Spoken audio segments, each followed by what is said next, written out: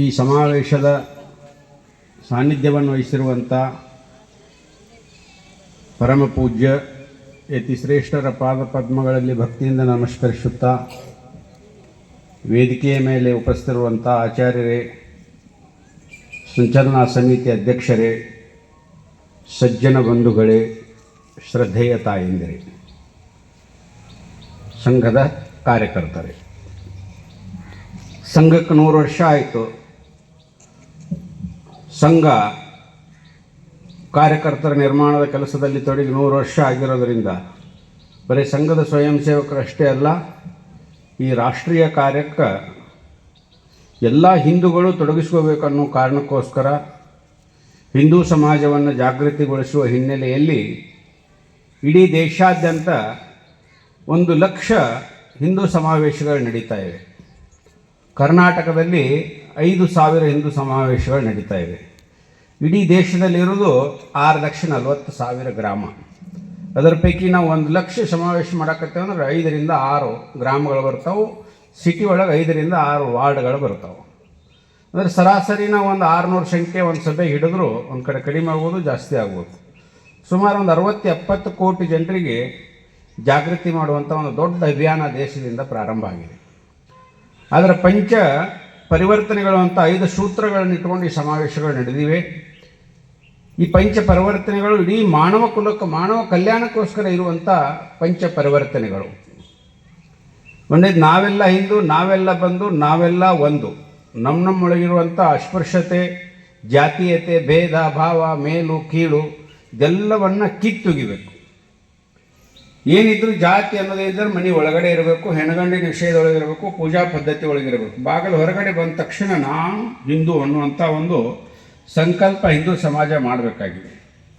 ಅದಕ್ಕೋಸ್ಕರ ಸಾಮರಸ್ಯ ಅನ್ನುವಂಥ ಒಂದು ಸೂತ್ರ ಇಟ್ಟುಕೊಂಡು ನಾವೆಲ್ಲ ಹಿಂದೂ, ನಾವೆಲ್ಲ ಬಂದು, ನಾವೆಲ್ಲ ಒಂದು ಅನ್ನುವಂಥ ಸಂಕಲ್ಪ ಇಡೀ ಸಮಾಜ ಮಾಡಬೇಕಾಗಿದೆ. ಅದರ ನೆನಪು ಮಾಡಿಕೊಡುವಂಥ ಪ್ರಯತ್ನ ಸಂಘ 100ನೇ ವರ್ಷದ ಹಿನ್ನೆಲೆಯೊಳಗೆ ಯೋಜನೆಯನ್ನು ಇಟ್ಕೊಂಡಿದೆ. 2ನೇದು ಕುಟುಂಬ ಪ್ರಬೋಧನ. ಭಾರತ ವಿಶ್ವವೇ ಒಂದು ಕುಟುಂಬ ಅಂತ ಹೇಳಿದಂಥ ಒಂದು ದೇಶ, ವಸುದೈವ ಕುಟುಂಬಕಂ. ನಮ್ಮ ಕುಟುಂಬಗಳು ಒಡಿತಾ ಇವೆ. ಆದಷ್ಟು ಕುಟುಂಬಗಳು ಚಿಕ್ಕದಾಗ್ತಾ ಇವೆ. ವಯಸ್ಸಿಗೆ ಒಂದು ಹೆಣ್ಣು, ಒಂದು ಗಂಡು ಮಾತ್ರ ಇದ್ದರೆ ಒಂದು ಕುಟುಂಬ ಅನ್ನುವಂಥ ಪಾಶ್ಚಿಮಾತ್ಯ ಅಂಧಾನುಕರಣೆಯನ್ನು ನಾವು ಆಚರಿಸ್ತಾ ಇದ್ದೀವಿ. ಅದರ ಪರಿಣಾಮದಿಂದ ಸಚ್ಚಾರಿತವಂತ ಮಕ್ಕಳನ್ನು ಕೊಡೋದ್ರೊಳಗೆ ನಾವು ಫೇಲ್ ಆಗ್ತಾ ಇದ್ದೇವೆ. ಒಂದು ಮನೆಯೊಳಗೆ ಕೂಡು ಕುಟುಂಬ ಇತ್ತು, ಅಜ್ಜ ಅಜ್ಜಿ, ಮಕ್ಕಳು ಮೊಮ್ಮಕ್ಕಳು ಎಲ್ಲರೂ ಇದ್ರಂದ್ರೆ ತಾನು ಗೊತ್ತಾಗದೇ ಆ ಮಗುವಿಗೆ ಸಂಸ್ಕಾರ ಸಿಗ್ತೈತೆ. ಅದರ ಪರಿಣಾಮದಿಂದ ನಾವು ದೇಶಭಕ್ತಕ್ಕಂತ. ಆದರೆ ಇವತ್ತಿನ ದಿನ ಇಬ್ಬರು ಗಂಡ ಹೆಂಡತಿ ಇಬ್ಬರು ಕೆಲಸಕ್ಕೆ ಹೋಗ್ಲಿಕ್ಕೆ ಜೀವನ ನಡೆಯಂಗಿಲ್ಲ. ಮಗುವಿನ ಏನೈತಿ ಯಾರ ಮನೆಯಾಗಾರ ಬಿಡೋದು, ಯಾವ ಸ್ಕೂಲ್ನಾಗಾರ ಇಡೋದು, ಹಾಸ್ಟೆಲ್ನಾಗ ಇರೋದು ಮಾಡ್ತೀವಿ. ಅದರಿಂದ ಅವನು ವಯಸ್ಸಾದ್ಮೇಲೆ ನಮ್ಮ ಕೈಗೆ ಸಿಗ್ತಾನೋ ಇಲ್ಲೋ ಗ್ಯಾರಂಟಿನೂ ಇಲ್ಲ. ಅಂಥ ಸ್ಥಿತಿ ನಿರ್ಮಾಣ ಆಗಿದೆ. ಅದನ್ನು ತಪ್ಪಿಸ್ಬೇಕಂದ್ರೆ ಕುಟುಂಬಗಳು ಗಟ್ಟಿ ಆಗಬೇಕು. ಅದಕ್ಕೋಸ್ಕರ ಕುಟುಂಬ ಪ್ರಬೋಧನ, ಕುಟುಂಬದೊಳಗೆ ವಾರಕ್ಕೆ 1 ಸರಿ ಎಲ್ಲರೂ ಸೇರೋದು, ಒಟ್ಟಿಗೆ ಊಟ ಮಾಡೋದು, ಒಟ್ಟಿಗೆ ಭಜನೆ ಮಾಡೋದು, ಒಟ್ಟಿಗೆ ಒಳ್ಳೊಳ್ಳೆ ವಿಷಯಗಳನ್ನು ಚರ್ಚೆ ಮಾಡೋದು. ಇದರಿಂದ ಕುಟುಂಬಗಳು ಗಟ್ಟಿ ಹಾಕವು. ಅದರ ಪರಿಣಾಮದಿಂದ ಎಲ್ಲ ರೋಗಗಳನ್ನು ನಿವಾರಣೆ ಮಾಡೋದಕ್ಕೆ ಸಾಧ್ಯ ಇದೆ. ಅದಕ್ಕೆ ಕುಟುಂಬ ಪ್ರಬೋಧನ ಅನ್ನುವಂಥ 2ನೇದ್ದು ಪಂಚ ಪರಿವರ್ತನೆಗಳು. 3ನೇದ್ದು ಸ್ವದೇಶಿ ಜೀವನ ಶೈಲಿ. ಸ್ವದೇಶಿ ವಸ್ತುಗಳನ್ನು ಬಳಸಬೇಕು, ಸ್ವದೇಶಿ ತೊಡುಗೆಗಳನ್ನು ತೊಡಬೇಕು. ನಮ್ಮ ದೇಶದೊಳಗೆ ಇರುವಂಥ ಉತ್ಪನ್ನಗಳನ್ನು ನಾವು ಜಾಸ್ತಿ ಉಪಯೋಗ ಮಾಡಬೇಕು. ಅದರ ಲಾಭ ನಮ್ಮ ದೇಶಕ್ಕೆ ತಟ್ತೈತಿ. ಒಂದು ವಿದೇಶಿ ವಸ್ತುವನ್ನು ಬಳಸಿದೇವೆ ಅಂದ್ರೆ ಮತಾಂತರಕ್ಕೆ ದುಡ್ಡು ಹೋಗ್ತೈತಿ. ಒಂದು ವಿದೇಶಿ ವಸ್ತು ಬಳಸಿದ್ರೆ ಭಯೋತ್ಪಾದನೆಗೆ ದುಡ್ಡು ಹೋಗ್ತೈತಿ. ನಮ್ಮದೇ ನಾವು ಬಳಸೋದ್ರಿಂದ ಸಮಾಜ ಉದ್ಧಾರನೂ ಆಗ್ತೈತೆ, ಅದರ ಜೊತೆ ಸ್ವಾವಲಂಬಿ ದೇಶನೂ ಆಗೋದಕ್ಕೆ ಸಾಧ್ಯ ಇದೆ. 4ನೇದು ಪರಿಸರ. ನಮ್ಮ ಸುತ್ತಮುತ್ತಿರುವಂಥ ಪರಿಸರವನ್ನು ನಾವೇ ಸ್ವಚ್ಛ ಮಾಡ್ಕೋಬೇಕು. ಯಾರೋ ಮಾಡ್ತಾರೆ, ಸರ್ಕಾರ ಮಾಡ್ತೈತೆ, ಅದು ಮಾಡ್ತೈತೆ ಅನ್ನೋದು ತಪ್ಪು ಕಲ್ಪನೆ. ನಮ್ಮ ಮನೆ ಸುತ್ತಮುತ್ತ ನಾವೆಲ್ಲ ಶುದ್ಧೀಕರಣ ಮಾಡ್ಕೊಂಡಿವಿ, ಸ್ವಚ್ಛ ಇಟ್ಕೊಂಡಿವಿ ಅಂದ್ರೆ ಉಳಿದು ಹೊರಗಿನ ಕೆಲಸ ಅವ್ರಿಗೆ ಮಾಡೋಕೆ ಅನುಕೂಲ ಆಕೈತಿ. ಅದಕ್ಕೆ ನಮ್ಮ ಮನೆಯನ್ನು ನಾವು ಸ್ವಚ್ಛ ಇಟ್ಕೋಬೇಕು, ನಮ್ಮ ಅಂಗಳವನ್ನು ನಾವು ಸ್ವಚ್ಛ ಇಟ್ಕೋಬೇಕು, ಗಿಡ ನೆಡಬೇಕು. ಅದರಿಂದ ಮಳೆ ಸಮೃದ್ಧಿ ಜಾಸ್ತಿ ಆಕೈತಿ. ಇದರ ಅರಿವು ಮೂಡಬೇಕು ಸಮಾಜಕ್ಕೆ. ಯಾಕಂದರೆ ಮುಂದಿನ ಪೀಳಿಗೆಗೆ ಈ ರೀತಿ ದೇಶವನ್ನು ನಾವು ಸಮೃದ್ಧವಾಗಿ ಬಿಟ್ಟು ಹೋಗಬೇಕಾಗಿದೆ. ಅದರ ದೊಡ್ಡ ಜವಾಬ್ದಾರಿ ನಮ್ಮ ಹೆಗಲ ಮೇಲಿದೆ. ಅದಕ್ಕೋಸ್ಕರ ಪರಿಸರ ರಕ್ಷಣೆಯನ್ನು ಮಾಡಬೇಕು. ಇನ್ನು ಮಾನವ ಹೊಣೆಗಾರಿಕೆ, ನಾಗರಿಕ ಹಕ್ಕುಗಳು ಅಂದ್ರೆ ನಾಗರಿಕ ಹೊಣೆಗಾರಿಕೆ 5ನೇದ್ದು. ನಾಗರಿಕ ಹೊಣೆಗಾರಿಕೆ ಅಂದರೆ ಏನು? ನನ್ನಿಂದನೇ ಪ್ರಾರಂಭ ಆಗಬೇಕು. ಯಾರೋ ಬಂದು ಮಾಡ್ತಾರೋ ಏನಿಲ್ಲ, ನನ್ನ ಕುಟುಂಬದಿಂದ, ನನ್ನ ಮನೆಯಿಂದ, ನನ್ನಿಂದನೇ ಪ್ರಾರಂಭ ಆಗಬೇಕು. ದೇಶ ಸೇವೆ ಅನ್ನೋದು, ಧರ್ಮ ರಕ್ಷಣೆ ಅನ್ನೋದು, ರಾಷ್ಟ್ರೀಯತೆ ಅನ್ನೋದು, ದೇಶಾಭಿಮಾನ ಅನ್ನೋದು ನನ್ನ ಮನೆಯಿಂದ, ನನ್ನ ಕುಟುಂಬದಿಂದ, ನನ್ನ ಒಡಲದಿಂದ, ನನ್ನ ಮಗುವಿನಿಂದ ಪ್ರಾರಂಭ ಆಗಲಿ ಅನ್ನುವಂಥ ಸ್ವಭಾವವನ್ನು ನಾವು ಬೆಳೆಸಬೇಕು. ಅದರ ಪರಿಣಾಮದಿಂದ ಅದನ್ನು ಮಾಡೋಕ್ಕೆ ಸಾಧ್ಯ ಇದೆ. ಒಬ್ಬ ಜೀಜಾಮಾತೆ ಶಿವಾಜಿ ಮಗಳಿಗೆ ಜನ್ಮ ಕೊಡಬೇಕಾದ್ರೆ ಭಗವಂತನಲ್ಲಿ ಬೇಡ್ಕೊಂಡು ಜನ್ಮ ಕೊಟ್ಟಿದ್ಲಂತೆ. ಇಡೀ ಮುಸಲ್ಮಾನರ ದೇಶವನ್ನು ಕಬಳಿಸಾಕತ್ತಾರೋ, ಈ ಅಂಧಕಾರದಿಂದ ಬಿಡುಗಡೆ ಆಗಬೇಕಾದ್ರೆ ಭಗವಂತ ನನಗೆ ಒಳ್ಳೆ ವೀರಾದಿ ವೀರಣ್ಣ ಮಗುವಿಗೆ ಜನ್ಮ ಕೊಡು ಅಂತ ಬೇಡ್ಕೊಂಡಾಗ ಗರ್ಭದೊಳಗೆ ಶಿವಾಜಿ ಮೂಡಿದ ತಕ್ಷಣ ಆಕೆಗೆ ಬಯಕೆಗಳು ಎಂಥವು ಬರ್ತಿದ್ವು ಅಂದ್ರೆ, ಕುದುರೆ ಹತ್ತಬೇಕು, ಯುದ್ಧ ಮಾಡಬೇಕು, ಸಮುದ್ರ ಈಸಬೇಕು, ರಣರಂಗದೊಳಗೆ ಹೋಗಬೇಕು ಅನ್ನುವಂಥ ಬಯಕೆಗಳು ಬರ್ತಿದ್ವು. ಅದರ ಪರಿಣಾಮದಿಂದ ಉದರದೊಳಗೆ ಛತ್ರಪತಿ ಶಿವಾಜಿ ಅನ್ನುವಂಥ ಮಗು ಹುಟ್ಟಿದ. ಆ ಮಗು ಬರೇ 5-6 ವರ್ಷದ ಬಾಲಕಿದ್ದಾಗ ತಾಯಿನ ಪ್ರಶ್ನೆ ಮಾಡ್ತಿದ್ದ. ರಾಮಾಯಣ, ಮಹಾಭಾರತ, ದೇಶದ ಇತಿಹಾಸ ಎಲ್ಲವನ್ನು ಸೂಕ್ಷ್ಮವಾಗಿ ತಾಯಿ ತಿಳಿಸಿ ಹೇಳ್ತಿದ್ವಿ. ನಮ್ಮ ದೇಶ ಯಾವ ದಿಕ್ಕಿನೊಳಗೈತಿ, ನಾವು ಏನು ಮಾಡಬೇಕು ಅಂತ ಅಂದಾಗ, ಅದು ನಿನ್ನಿಂದನೇ ರಕ್ಷಣೆ ಆಗಬೇಕು. ಭಗವಂತನಲ್ಲಿ ನೀನು ಬೇಡ್ಕೊಂಡೇ ನಾ ಜನ್ಮ ಕೊಟ್ಟದ್ದು, ಹೀಗಾಗಿ ನಿನ್ನಿಂದ ದೇಶ ರಕ್ಷಣೆ ಆಗಬೇಕು. ಅದಕ್ಕೆ ನೀನು ಸದೃಢವಾಗಿರಬೇಕು, ಗಟ್ಟಿಯಾಗಿರಬೇಕು ಅಂತ ತಾಯಿ ಸಂಕಲ್ಪ ಮಾಡಿದ್ರ ಪರಿಣಾಮದಿಂದ ಛತ್ರಪತಿ ಶಿವಾಜಿ ಮಹಾರಾಜರ ನಂತರ ತಾಯಿ ದೇಶಕ್ಕೆ ಕೊಡೋದಕ್ಕೆ ಸಾಧ್ಯ ಆಯಿತು. ಎಷ್ಟು ಜಾಗೃತಿ ವಹಿಸಿದ್ಲಂದ್ರೆ, ಶಿವಾಜಿ ಸಣ್ಣ ಮಗು ಇದ್ದಾಗ ಅಳ್ಳಾಕತ್ತಾಗ ತಾಯಿ ಹೊರಗಡೆ ಹೋದಾಗ ದಾಸಿ ಹಾಲು ಕುಡಿಸ್ತಾಳಂತ. ಬಂದ ತಕ್ಷಣ ನೋಡ್ತಾಳತ್ತ, ದಾಸಿ ಹಾಲು ಕುಡಿಸಿದ ಅಸಹ್ಯನೂ ಬರಂಗಿಲ್ಲ ಅಂತ. ಯಾಕಂದ್ರೆ ರಾಷ್ಟ್ರ ರಕ್ಷಣೆಗೋಸ್ಕರ ಹುಟ್ಟಿದಂಥ ಮಗು, ನನ್ನ ಸರ್ವಸ್ವವನ್ನು ಕೊಟ್ಟು ಬೆಳೆಸ್ಬೇಕು, ನೀ ಹೆಂಗೆ ಹಾಲು ಕುಡಿಸಿದಂತ ಮಗುವಿನ ಕಾಲು ಹಿಡಿದು ಡುಬ್ಬ ಚಪ್ಪರಿಸಿ ಎಲ್ಲ ಉಲ್ಟಿ ಮಾಡಿಸ್ಕೇರಿಂದ ಹಾಲು ಕುಡಿಸ್ತಾಳಂತ. ಅಂದ್ರೆ ಅಷ್ಟು ಶಕ್ತಿಯುತವಾಗಿ ಮಗನ್ನು ಬೆಳೆಸಬೇಕು ಅನ್ನುವಂಥ ಸಂಕಲ್ಪ ಇತ್ತು. ಅದರ ಪರಿಣಾಮದಿಂದ ಛತ್ರಪತಿ ಶಿವಾಜಿ ಅಂತ ಒಬ್ಬ ಮಗ ಹುಟ್ಟೋದಕ್ಕೆ ಸಾಧ್ಯ ಆಯಿತು. ಆ ಮಗ ಹುಟ್ಟಿ 12 ವರ್ಷಕ್ಕನ ಗೋ ಹತ್ಯೆ ಮಾಡೋನು ಕೈ ಕತ್ತರಿಸಿದ. 12 ವರ್ಷಕ್ಕೆ. 16ನೇ ವರ್ಷಕ್ಕೆ ಮೊದಲನೇ ಕೋಟೆ ಗೆದ್ದ, ತೋರಣಗೌಡ ಕೋಟೆಯನ್ನು. ಒಂದು ಕಡೆ ಆದಿಲ್ ಶಾಹಿ, ಬರೀದ್ ಶಾಹಿ, ಕುತುಬ್ ಶಾಹಿ, ಇಮಾಮ್ ಶಾಹಿ, ನವಾಬ್ ಶಾಹಿ, ಪೋರ್ಚುಗೀಸರು, ಮುಸಲ್ಮಾನರು ಶಿವಾಜಿ ನುಂಗಿ ಹಾಕಬೇಕಂತ ನಿಂತಿದ್ರು. ಆದರೆ ಶಿವಾಜಿ ಮಂದಿ ಎಲ್ಲ ಶತ್ರುಗಳನ್ನು ಮೆಟ್ಟಿ ಹಿಂದೂ ವಿಶ್ವರಾಜ್ಯವನ್ನು ಸ್ಥಾಪನೆ ಮಾಡಿದ್ರು. 12 ವರ್ಷಕ್ಕೆ ಚಾಲೂ ಆದಂಥ ಸಂಘರ್ಷ 44 ವರ್ಷಕ್ಕೆ ಅವ್ನು ಪಟ್ಟಾಭಿಷೇಕ ಆಕೈತಿ. ಆ ಪಟ್ಟಾಭಿಷೇಕ ಆದಮೇಲೆ ಬದುಕೋದು ಮತ್ತೊಂದು 6 ವರ್ಷ ಬದುಕ್ತಾನೆ. 50 ವರ್ಷಕ್ಕೆ ಅವರು ದೇಹಾಂತ್ಯ ಆಕೈತಿ. ಅಷ್ಟರೊಳಗೆ 350 ಕೋಟೆ ಗೆದ್ದಾರೆ, 3,500 ಯುದ್ಧ ಗೆದ್ದಾರೆ. ಆದರೆ ಇವತ್ತು ಮಕ್ಕಳಿಗೆ ಶಿವಾಜಿ ಬಗ್ಗೆ ಹೇಳೋದೇ ಇಲ್ಲ. ಶಿವಾಜಿ ಬಗ್ಗೆ ಪಟ್ಟಿ ಒಳಗೆ ಏನೈತೆ ಅಂದ್ರೆ ದೊಡ್ಡ ಫೋಟೋ ಹಾಕಿರ್ತಾರೋ, ಶಿವಾಜಿ ತಂದೆ ಶಹಾಜಿ, ತಾಯಿ ಜೀಜಾಮಾತೆ, ಮರಾಠ ರಾಜ, ಮುಗಿಸ್ಬಿಟ್ರು. ಅಫ್ಜಲ್ ಖಾನ್ ಹೊಟ್ಟಿ ಹೆಂಗೆ ಹರಿದ ಅನ್ನೋದು ಮಕ್ಕಳಿಗೆ ಹೇಳಂಗಿಲ್ಲ. ಮಕ್ಕಳಿಗೆ ಹೇಳಿದ್ರೆ ಸಾಲಾಗಿ ಗದ್ದಲಕ್ಕೈತೆ ಅಂತ. ಇದನ್ನು ಸುಳ್ಳು ಹೇಳ್ತಾ ನಮ್ಮ ಮಕ್ಕಳೊಬ್ಬರು ಜವಾನ್ ಆಗೋ ರೀತಿ ಒಳಗೆ ಬ್ರಿಟಿಷರು ತೊಗೊಂಡು ಬಂದರು. ಇವತ್ತು ಅದನ್ನೇ ಹೇಳ್ತೇವೆ ನಾವು, ಟಿಪ್ಪು ಸುಲ್ತಾನ್ ಹುಲಿ ಕೊಂದ. 20 ವರ್ಷದ ರಾಜ ಕೈಯಾಗ ಖಡ್ಗ ಹಿಡ್ಕೊಂಡು ಹುಲಿ ಕೊಲ್ಲೋದೇನು ಪೌರುಷತ್ವನ? ನಮ್ಮಲ್ಲಿ ದನ ಕಾಯೋರು ಕೊಲ್ತಾರೆ, ಕೈಯಾಗ ಒಂದು ಕಟ್ಟಿಗೆ ಕೊಟ್ಟರೆ ಅದನ್ನು ಬಿಂಬಿಸಿ ಮಕ್ಕಳಿಗೆ ಟಿಪ್ಪು ಸುಲ್ತಾನ್ ಮೈಸೂರು ಹುಲಿ ಕೊಂದ ಅಂತ ಸುಳ್ಳು ಹೇಳಿದರು. ಟಿಪ್ಪು ಸುಲ್ತಾನ್ ಹುಲಿ ಕೊಲ್ಲೋದೇನು ದೊಡ್ಡ ಆಶ್ಚರ್ಯನೇ ಅಲ್ಲ. ಮಂಡ್ಯದೊಳಗೆ ತಾಯಿ ಮೇಲೆ ಅಟ್ಯಾಕ್ ಮಾಡ್ತಾ ಚಿರ್ತಿ ನೆಲಕ್ಕೆ ಬಡ್ದು ಕೊಂದ ಒಬ್ಬ ಸಣ್ಣ ಹುಡುಗ ದನ ಕಾಯವ. ಅಂದ್ರೆ ಇದನ್ನೇ ಹೇಳೋದು. ಭರತ, ದುಷ್ಯಂತ ಶಕುಂತಲೆಯ ಮಗ ಭರತ 6 ವರ್ಷದ ಬಾಲಕ ಇದ್ದಾಗ ಸಿಂಹದ ಹಲ್ಲು ಎನಿಸಿ ಆಟ ಆಡ್ತಿದ್ದವ. ಆದರೆ ಅವನ ಪಟ್ಟಿ ಒಳಗೆ ನಾವು ಹಾಕಲೇ ಇಲ್ಲ. ಟಿಪ್ಪು ಸುಲ್ತಾನ 21 ವರ್ಷಕ್ಕೆ ಹುಲಿ ಕೊಂದ, ಖಡ್ಗ ಹಿಡ್ಕೊಂಡ ಅಂತೇಳಿ ಟಿಪ್ಪು ಸುಲ್ತಾನ್ ಚರಿತ್ರೆಯನ್ನು ಹಾಕಿದ್ದೀವಿ. ಅಂದರೆ ಓಲೈಕೆ ಮಾಡುವಂಥ ಒಂದು ಕೆಟ್ಟ ಪ್ರವೃತ್ತಿ ಪ್ರಾರಂಭ ಆಯಿತು. ಅದರ ಪರಿಣಾಮದಿಂದ ಹಿಂದೂಗಳ ಸ್ವಾಭಿಮಾನ ಕಡಿಮೆ. ಇದರರ್ಥ ಸ್ವಾಭಿಮಾನ ಕಡಿಮೆ ಇರುವಂಥ ಹಿಂದೂಗಳು ಎಲ್ಲೂ ಇಲ್ಲ. ಜಗತ್ತಿನೊಳಗೆ 2000 ವರ್ಷಗಳ ಸಂಘರ್ಷವನ್ನು ಎದುರಿಸಿ ಬದುಕಿದವರು ಭೂಮಿ ಮ್ಯಾಗ ಯಾರಿದ್ರೆ ಅದು ಹಿಂದೂಗಳು ಮಾತ್ರ. ಎಲ್ಲೆಲ್ಲಿ ಇಸ್ಲಾಂ ಕಾಲಿಟ್ಟಿದೆ ಎಲ್ಲ ನಾಗರಿಕತೆಯನ್ನು ಸುಟ್ಟು ಹಾಕಿದೆ. ಎಲ್ಲೆಲ್ಲಿ ಕ್ರೈಸ್ತರು ಕಾಲಿಟ್ಟರು ಅಲ್ಲೆಲ್ಲ ನಾಗರಿಕತೆಯನ್ನು ಸುಟ್ಟು ಹಾಕಿದೆ. ಅಲೆಕ್ಸಾಂಡರ್ ಹಿಡ್ಕೊಂಡು ಕಸಬನವರುಗಳೇ ದೇಶದ ಮೇಲೆ ದಾಳಿ ನಡೀತಾ. ಆದರೆ ಯಾವ ದಾಳಿ ಒಳಗೂ ನಾವು ಹಿಂದೆ ಸರಿದಿಲ್ಲ. ಕಾಲಕ್ಕೆ ಅವ್ರನ್ನ ಮೆಟ್ಟತನ ಬಂದೀವಿ. ಮಹಮ್ಮದ್ ಗೋರಿ 16 ಬಾರಿ ದಾಳಿ ಮಾಡಿದಾತ ನಮ್ಮ ಇತಿಹಾಸ ಹೇಳ್ತೈತೆ. 16 ಬಾರಿ ಸೋಲಿಸಿದ ಅಂತ ಹೇಳಲಿಲ್ಲ. ಪೃಥ್ವಿರಾಜ್ ಚೌಹಾಣ್ 16 ಬಾರಿ ಸೋಲಿಸಿದ, ಕಾಲು ಹಿಡ್ಕೊಳ್ಳೋಣ ಬಿಟ್ಟಿನ ಹೋಗಿ ಅಂತ ಹೇಳ್ತಿದ್ದ. ಅದನ್ನು ಹೇಳಿಲ್ಲ. ಬರೀ 16 ಬಾರಿ ದಂಡೆತ್ತು ಬಂದ, ದಾಳಿ ಮಾಡಿದ, ಲೂಟಿ ಮಾಡಿದ. ಅಂದ್ರೆ ಅವನ್ನ ಹೀರೋ ಮಾಡುವಂಥ ಒಂದು ಪ್ರವೃತ್ತಿ ಪ್ರಾರಂಭ ಆಯಿತು. ಇದನ್ನೆಲ್ಲ ಅಧ್ಯಯನ ಮಾಡಿದ್ರು ಡಾಕ್ಟರ್ ಹೆಡ್ಗೇವಾರ್. ಸ್ವಾಭಿಮಾನ ವ್ಯಕ್ತಿಗಳನ್ನ ಹೆಂಗೆ ತಯಾರು ಮಾಡಬೇಕು? ಇತಿಹಾಸ ನೋಡಿದ್ರೆ ಬ್ರಿಟಿಷರ ಕೈಯಾಗೈತಿ, ಎಲ್ಲ ಕಮ್ಯುನಿಸ್ಟರ ಕೈಯಾಗೈತಿ, ದೇಶ ವಿರೋಧಿಗಳದಾರು. ಅಂಥದ್ರೊಳಗೆ ನಮ್ಮ ರಾಷ್ಟ್ರ ಜಾಗೃತಿ ಹೇಗಾಗಬೇಕು? ಅದಕ್ಕೆ ಯೋಚನೆ ಮಾಡಿ ರಾಷ್ಟ್ರೀಯ ಸ್ವಯಂ ಸೇವಕ ಸಂಘವನ್ನು 1925 ವಿಜಯದಶಮಿ ದಿನ ನಾಗಪುರದೊಳಗೆ ಪ್ರಾರಂಭ ಮಾಡಿದ್ರು. ಪ್ರಾರಂಭ ಮಾಡಬೇಕಾದ್ರೆ ಏನು ಭಾಳ ಜನ ಡಂಗರ ಹೊಡೆದು ಮಾಡಲಿಲ್ಲ. ಒಂದು 7-8 ಜನ ಕೈ ಬೆರಳಿನಿಂದ ಎನಿಸುವಂಥ ಯುವಕರನ್ನು ಕರ್ಕೊಂಡು ಚಾಲೂ ಮಾಡಿದರು. ಒಂದು ಶಿವಾಜಿ ಫೋಟೋ ಇಟ್ಕೊಂಡು ನಾವು ಒಂದು ಸಂಘಟನೆ ಮಾಡೋಣ, ರಾಷ್ಟ್ರ ಉದ್ಧಾರ ಮಾಡೋಣ, ಸಂಜೆ ಮಾಡುವಂಥ ಶಾಖೆ ಮಾಡೋಣ, ಶಾಖೆ ಒಳಗೆ ಪ್ರಾರ್ಥನೆ ಮಾಡೋಣ ಅಂತೇಳಿ ಹುಡುಗರನ್ನ ಕರ್ಕೊಂಡು ಶಾಖೆ ಮಾಡಾಗ ಅವಾಗ ಅವ್ರಿಗೆ ಡಾಕ್ಟರೇಟ್ ಮುಗಿದಿತ್ತು, MBBS BMS ಅವಾಗ 3,000 ಸಂಬಳ ಕೊಡ್ತೇವೆ ಅಂದ್ರೆ ಈಗ 3 ಲಕ್ಷ ರೂಪಾಯಿ ಸಂಬಳ. ಅದು ಆದರೂ ಅವ್ರು ಒಪ್ಪಲಿಲ್ಲ. ಈ ದೇಶದೊಳಗಿರುವಂಥ ರೋಗನ್ನು ಕಂಡುಹಿಡಿತೀನಿ, ಈ ದೇಶದೊಳಗಿರುವಂಥ ರೋಗನ್ನು ಕಿತ್ತಿ ಹಾಕ್ತೀನಿ, ಅದಕ್ಕೋಸ್ಕರ ನಾವು ಏನಾರೇ ಮಾಡ್ಬೇಕಾದ್ರೆ ನನ್ನಿಂದನೇ ಚಾಲು ಆಗಲಿ ಅಂಥೇಳಿ ಡಾಕ್ಟರ್ ಎಡಗೆಯವರ ಸಂಘದ ಶಾಖೆಯನ್ನು ಪ್ರಾರಂಭ ಮಾಡಿದರು. ಸಂಘದ ಶಾಖೆ ಪ್ರಾರಂಭ ಮಾಡಿದಾಗ ಜನ ಅವ್ರಿಗೆ ಗೇಲಿ ಮಾಡ್ತಿದ್ರು. ಗವಾರಂಕ ಹೆಡ್ ಅಂತ ಹೇಳ್ತಿದ್ರು, ಹುಚ್ಚರ ನಾಯಕ ಅಂತ ಹೇಳ್ತಿದ್ರು ಡಾಕ್ಟರ್ ಎಡಗೆಯವರು.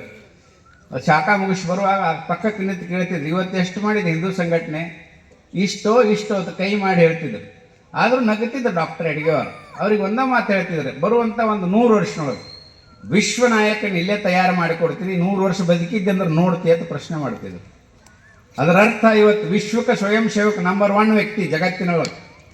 ಅದು ಸಂಘದ ಸ್ವಯಂ ಸೇವಕ, ರಾಜಕೀಯ ಯಾವುದೇ ಇರಲಿ, ಅಂಥ ವ್ಯಕ್ತಿಗಳನ್ನ ನಿರ್ಮಾಣ ಮಾಡಿದ್ರು. ಇವತ್ತು 20 ರಾಜ್ಯದೊಳಗೆ ಮುಖ್ಯಮಂತ್ರಿ ಆಗುವಂಥ ಸ್ಥಿತಿ, 8 ರಾಜ್ಯದೊಳಗೆ ರಾಜ್ಯಪಾಲರಾಗುವಂಥ ಸ್ಥಿತಿ, ಪ್ರಧಾನಿ, ಗೃಹ ಮಂತ್ರಿ, ರಕ್ಷಣಾ ಸಚಿವ, ಹಣಕಾಸು ಸಚಿವ ಎಲ್ಲರೂ ಅವರದಾರ ಸಂಘದ ಸ್ವಯಂ ಸೇವಕರು.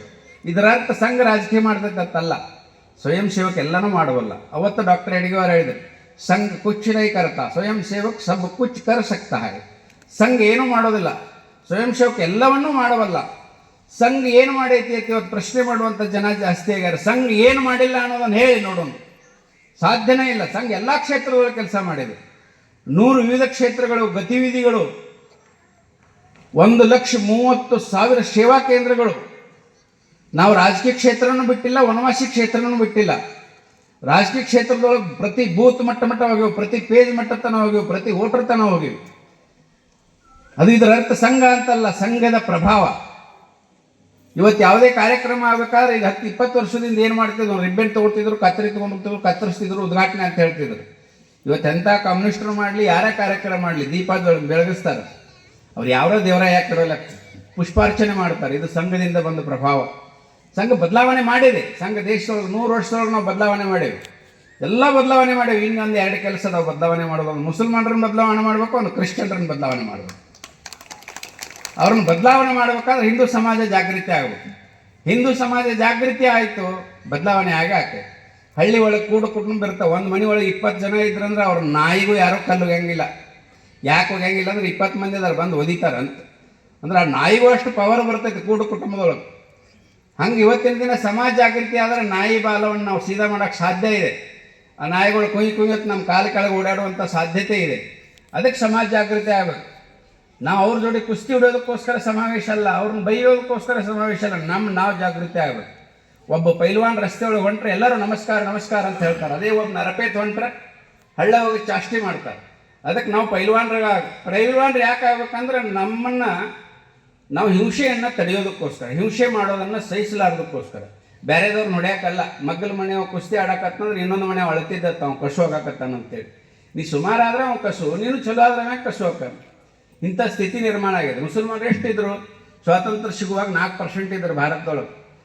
ಪಾಕಿಸ್ತಾನದೊಳಗೆ 21% ಹಿಂದೂಗಳಿದ್ರು. ಇವತ್ತು ಹಿಂದೂಗಳು 1% ಉಳಿದಿಲ್ಲ ಪಾಕಿಸ್ತಾನದೊಳಗೆ.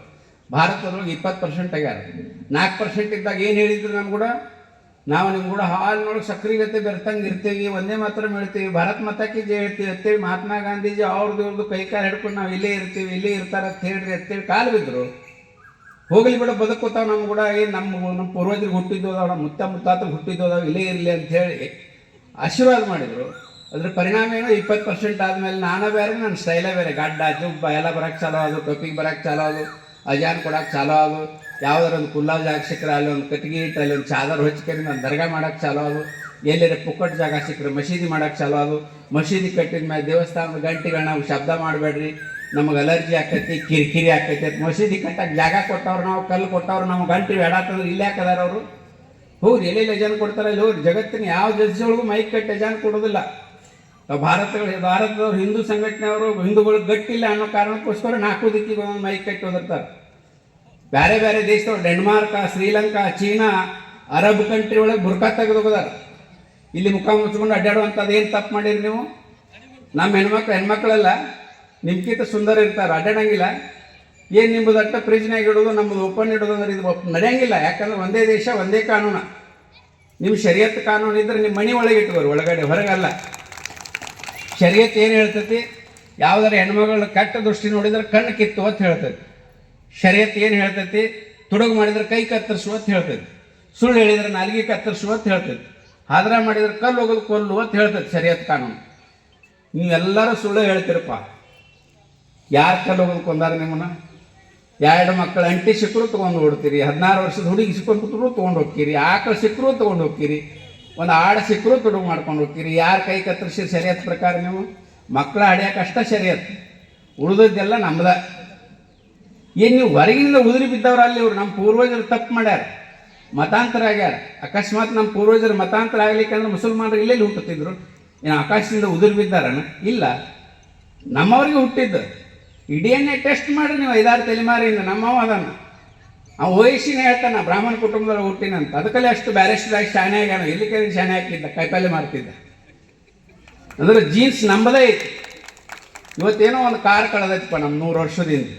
ಆ ಕಾರ್ ಬಣ್ಣ ಚೇಂಜ್ ಮಾಡ್ಯಾರು, ಮಾಡಲ್ ಚೇಂಜ್ ಮಾಡ್ಯಾರು, ಕಲರ್ ಚೇಂಜ್ ಮಾಡ್ಯಾರು, ನೇಮ್ ಪ್ಲೇಟ್ ಚೇಂಜ್ ಮಾಡ್ಯಾರು. ಚೆಸ್ಸಿ ನಂಬರ್ ಚೇಂಜ್ ಮಾಡೋಕ್ಕೆ ಸಾಧ್ಯ ಐತೇನು? ಚೆಸ್ಸಿ ನಂಬರ್ ನಂಬದೇ ಐತಿ, ಸುಮ್ಮ ಜಿಗದಾಡ್ತಾವೆ. ಇಂದಿಲ್ಲ ನಾಳೆ ಹಿಂದುತ್ವವನ್ನು ಜಗತ್ತು ಒಪ್ಪಕತ್ತೈತಿ, ಇವ್ರು ಒಪ್ಪುದೇನು?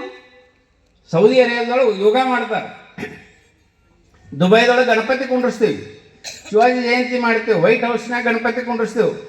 ಇವ್ರ ಮನ್ಯಾಗ ಕುಂಡ್ರಿಸೋದು ಎಷ್ಟೊತ್ತ? ನಮಗೇನು ಮಿಕ್ಕಿದ್ದಲ್ಲ. ಯಾಕಂದ್ರೆ ನಮ್ಗೆ ಅದು ಕಲಿಸಿಲ್ಲ ನಮ್ಮ ಪೂರ್ವಜರು. ಯಾವುದು ಮಾಡಿದ್ರು ಪ್ರೀತಿಯಿಂದ ಪ್ರೀತಿಯಿಂದ ಮಾಡ್ಲಿಕ್ಕೆ ಸಾಮ ಭೇದ ದಂಡ ಅವನು 3 ಕೊಟ್ಟಾರ ನಮ್ಮ ಹಿರಿಯರು ನಮಗೆ. ಯಾವಾಗ ಏನು ಪ್ರಯೋಗ ಮಾಡಬೇಕು, ಹೆಂಗೆ ಮಾಡಬೇಕು ಅನ್ನೋದು ವೇದ ಉಪನಿಷತ್ತೊಳಗೂ ನಮ್ಮಲ್ಲಿ ಮಾರ್ಗದರ್ಶನ ಆಗಿದೆ. ಅಣ್ಣತಂಬರು ನಮ್ಮವರು 101 ಮಂದಿ ಇದ್ದರೂ ಬಿಟ್ಟಿಲ್ಲ. ನಾವು ಸೊಂಟ ಮುರಿದೀವಿ, ಸೀಳು ಹೋಗಿದ್ದೀವಿ, ಎಲ್ಲ ಮಾಡೀವಿ. 5 ಮಂದಿ ಪಾಂಡವರು 101 ಮಂದಿನ ಮುಗಿಸಿವಿ. ನಾವು ಅಧರ್ಮದ ಮಾರ್ಗ ಹಿಡಿದಾಗ ಅಣ್ಣನೂ ಅಪ್ಪನೂ ಬಿಟ್ಟಿಲ್ಲ. ಹಿರಣ್ಯಕಶ್ಯಪ ಅಧರ್ಮದ ಮಾರ್ಗ ಹಿಡಿದಾಗ ಪ್ರಹ್ಲಾದ, ಉಗ್ರ ನರಸಿಂಹನಿಂದ ಹೊಟ್ಟೆ ಹರಿಶನ ಮುಂದೆ ನಿಂತ ಅಂಥ ಸಂತತಿ ನಾವು. ಇವತ್ತ ನಿನ್ನೆ ಹುಟ್ಟಿದಂಥ ಇಸ್ಲಾಂ ಕ್ರೈಸ್ತನವನು ಏನು ಮಾಡೋಕ್ಕೆ ಸಾಧ್ಯ ಐತಿ? ಏನು ಮಾಡೋಕ್ಕೆ ಸಾಧ್ಯ ಇಲ್ಲ. ಸುಮ್ಮ ಜಿಗದಾಡ್ತಾವೆ. ದೀಪ ಆರೋ ಟೈಮ್ದಾಗ ಭಾರಿ ಉರಿತಿರ್ತೈತೆ ಅಥವಾ ವಾಸನೆ ಬರ್ತಿರ್ತೈತೆ. ದೀಪ ಆರೋದೈತೆ ಅಂತ ಅಷ್ಟು ಜಿಗದಾಡಕತ್ತೈತೆ. ಅಂದ್ರೆ ಭಾರತದೊಳಗೆ ಹಾಲಿನ ಜೊತೆ ಸಕ್ಕರೆ ಬೆರೆತ್ರೆ ಮುಂದಿನ ಪೀಳಿಗೆಗಳು ಜನ್ಮ ತಾಳಕ್ಕೆ ಸಾಧ್ಯ ಐತಿ. ಇದರರ್ಥ ಎಲ್ಲ ಮುಸಲ್ಮಾನರು ಭಯೋತ್ಪಾದಕರಲ್ಲ, ಆದರೆ ಭಯೋತ್ಪಾದಕರೆಲ್ಲ ಮುಸಲ್ಮಾನರು ಅನ್ನೋದು ಮಾತ್ರ ಸತ್ಯ. ಇಡೀ ದೇಶದೊಳಗೆ 12 ತಿಂಗಳದೊಳಗೂ ಸಿಕ್ಕಾಪಟ್ಟಿ ಕ್ರೈಮ್ ಜಾಸ್ತಿ ಆಕೈತಿ. ಬೇಕಾದ್ರೆ ಪೊಲೀಸ್ ಇಲಾಖೆ ಒಳಗೆ ತೆಗೆದು ನೋಡ್ರಿ ನೀವು. ಆದರೆ ರಂಜಾನ್ ತಿಂಗಳದಾಗ ಮಾತ್ರ ಕ್ರೈಮ್ ಕಡಿಮೆ ಆಕೈತಿ. ಅಂದ್ರೆ ಕ್ರೈಮ್ ಮಾಡೋರು ಯಾರು? ಇದರ ಅರ್ಥ ಗಲಾಟೆ ಮಾಡೋರು ಯಾರು? ರಾಮನವಮಿ ಮೆರವಣಿಗೆ ಹೊಂಟ್ರೆ, ಗೋಕುಲಾಷ್ಟಮಿ ಜಯಂತಿ ಕೃಷ್ಣನ ಮೆರವಣಿಗೆ ಹೊಂಟ್ರೆ ಮಸೀದಿ ಹೆಂಗಿತ್ತು? ಕಲ್ಲುಗಿತಾರೆ. ಕಲ್ಲುಗಿ ಅವ್ರು 8 ಜನ ಇರ್ತಾರೆ. ಒಂದು ಮಸೀದಿ 8 ಮಂದಿ ಹಿಡಿತೈತಿ, ಭಾಳ 100 ಮಂದಿ ಹಿಡಿದಿತ್ತು. ಇಲ್ಲಿವರೆಗೆ ಹೋಗೋರು 4-5 ಸಾವಿರ ಜನ ಇರ್ತಾರೋ. ತಿರುಗಿ ಹೊಟ್ಟೆ ಊದಿ ಬಿಟ್ಟರೆ ಹಾರಿ ಹೋಗ್ತಾರೋ. ಆದ್ರೆ ನಮಗೆ ಅದನ್ನು ಕಲಿಸಿಲ್ಲ ನಮ್ಮ ಹಿರಿಯರು. ನಾವೊಂದು ಏನಿಗೆ ಹೊಂಟ್ರೆ ಅದನ್ನು ತುಳಿದು ಹೋಗ್ಲಾರ್ದು ದಾಟಿ ಹೋಗೋರು ನಾವು. ಯಾರು ಹೊಲ್ದಾಗಾರೆ ಒಂದು ಸೌತಿಕಾಯಿ ಹರಿಬೇಕಂದ್ರೆ 10 ಪೈಸಾ ಇಟ್ಟು ಕೇರಿಂದ ಹರ್ಕೊಂಬರೋರು ನಾವು. ನಮ್ಮ ಸಂಸ್ಕೃತಿ ಅದನ್ನು ಕಲಿಸೈತಿ. ತುಡುಗು ಮಾಡೋದು ಕಲಿಸಿಲ್ಲ. ರಾತ್ರಿ ಬಂದು ಆಕಳ ತುಡುಗು ಮಾಡ್ಕೊಂಡು ಹೋಗೋದು, ಹೆಣ್ಮಕ್ಳನ್ನೆಲ್ಲ ಪಟಾಯಿಸ್ಕೊಂಡು ಹೋಗೋದು, ಯಾರ ಗಂಡ ಮತ್ತು ಮನೆಯವ್ರನ್ನ ದಿಕ್ಕೇಡಿ ಹೆಣ್ಮಕ್ಳು ಬೆನ್ನು ಹತ್ತೋದು, ಹೆದರ್ಸೋದು, ಕಿಡ್ನಾಪ್ ಮಾಡೋದು, ಅವ್ರನ್ನ ಬ್ಲ್ಯಾಕ್ ಮೇಲ್ ಮಾಡೋದು, ಇದನ್ನು ನಮ್ಮ ಸಂಸ್ಕೃತಿ ಕಲಿಸೇ ಇಲ್ಲ ನಮಗೆ. ಸೀತಾಮಾತೆಯನ್ನು ಲಕ್ಷ್ಮಣ ಕಾಲುಂಗ್ರ ನೋಡಿ ಗುರ್ತಾ ಹಿಡಿತಾನೆ. ಕಾಲು ನೋಡಿ, ಮುಖ ನೋಡಿ ಅಲ್ಲ. ನತ್ತು ನೋಡಿದಾಗ ರಾಮ್ ಇದೆ, ಅದು ಸೀತಾಂದಿರ್ಬೇಕಂತ ನೋಡಿದ್ರೆ ನನಗೆ ಗೊತ್ತಾಗೋದಿಲ್ಲ ಅಂತ ಹೇಳ್ತಾನೆ. ಕಾಲುಂಗ್ರ ನೋಡಿ, ಹಾಂ ಇದು ಅತ್ತಿಗೆ ಇದೆ ಅಂತ ಹೇಳ್ತಾನೆ. ಇಂಥ ಸಂಸ್ಕೃತಿ ನಮ್ಮದು. ಇಂಥದ್ರೊಳಗೆ ನಮ್ಮ ಹೆಣ್ಮಕ್ಳ ಜೊತೆ ಲವ್ ಜಿಹಾದ್ ಚಾಲು ಮಾಡ್ಯಾರ. ಏನಿದು ಲವ್ ಜಿಹಾದ? ಒಂದು ಹುಡುಗಿ ಹೋತಂದ್ರೆ ನಾವೇನು ಮಾಡ್ತೀವಿ? ಒಂದು ಕೊಡ ನೀರು ತೊಗೋತೀವಿ, ತಲೆ ಮ್ಯಾಗ ಹಾಕೋತೀವಿ, ಹೊಟ್ಟೆ ಇಲ್ಲದ ಜಾರ್ಕೊಂಡ್ಬಿಡ್ತೀವಿ. ಆದ್ರೆ ಅಲ್ಲಿ 6 ಹಡಿತೈತೆ. ಅದು ಇಲ್ಲಿ 3 ಹಡಿದಿರ್ತೈತೆ ಗುದ್ದಾಡಿ.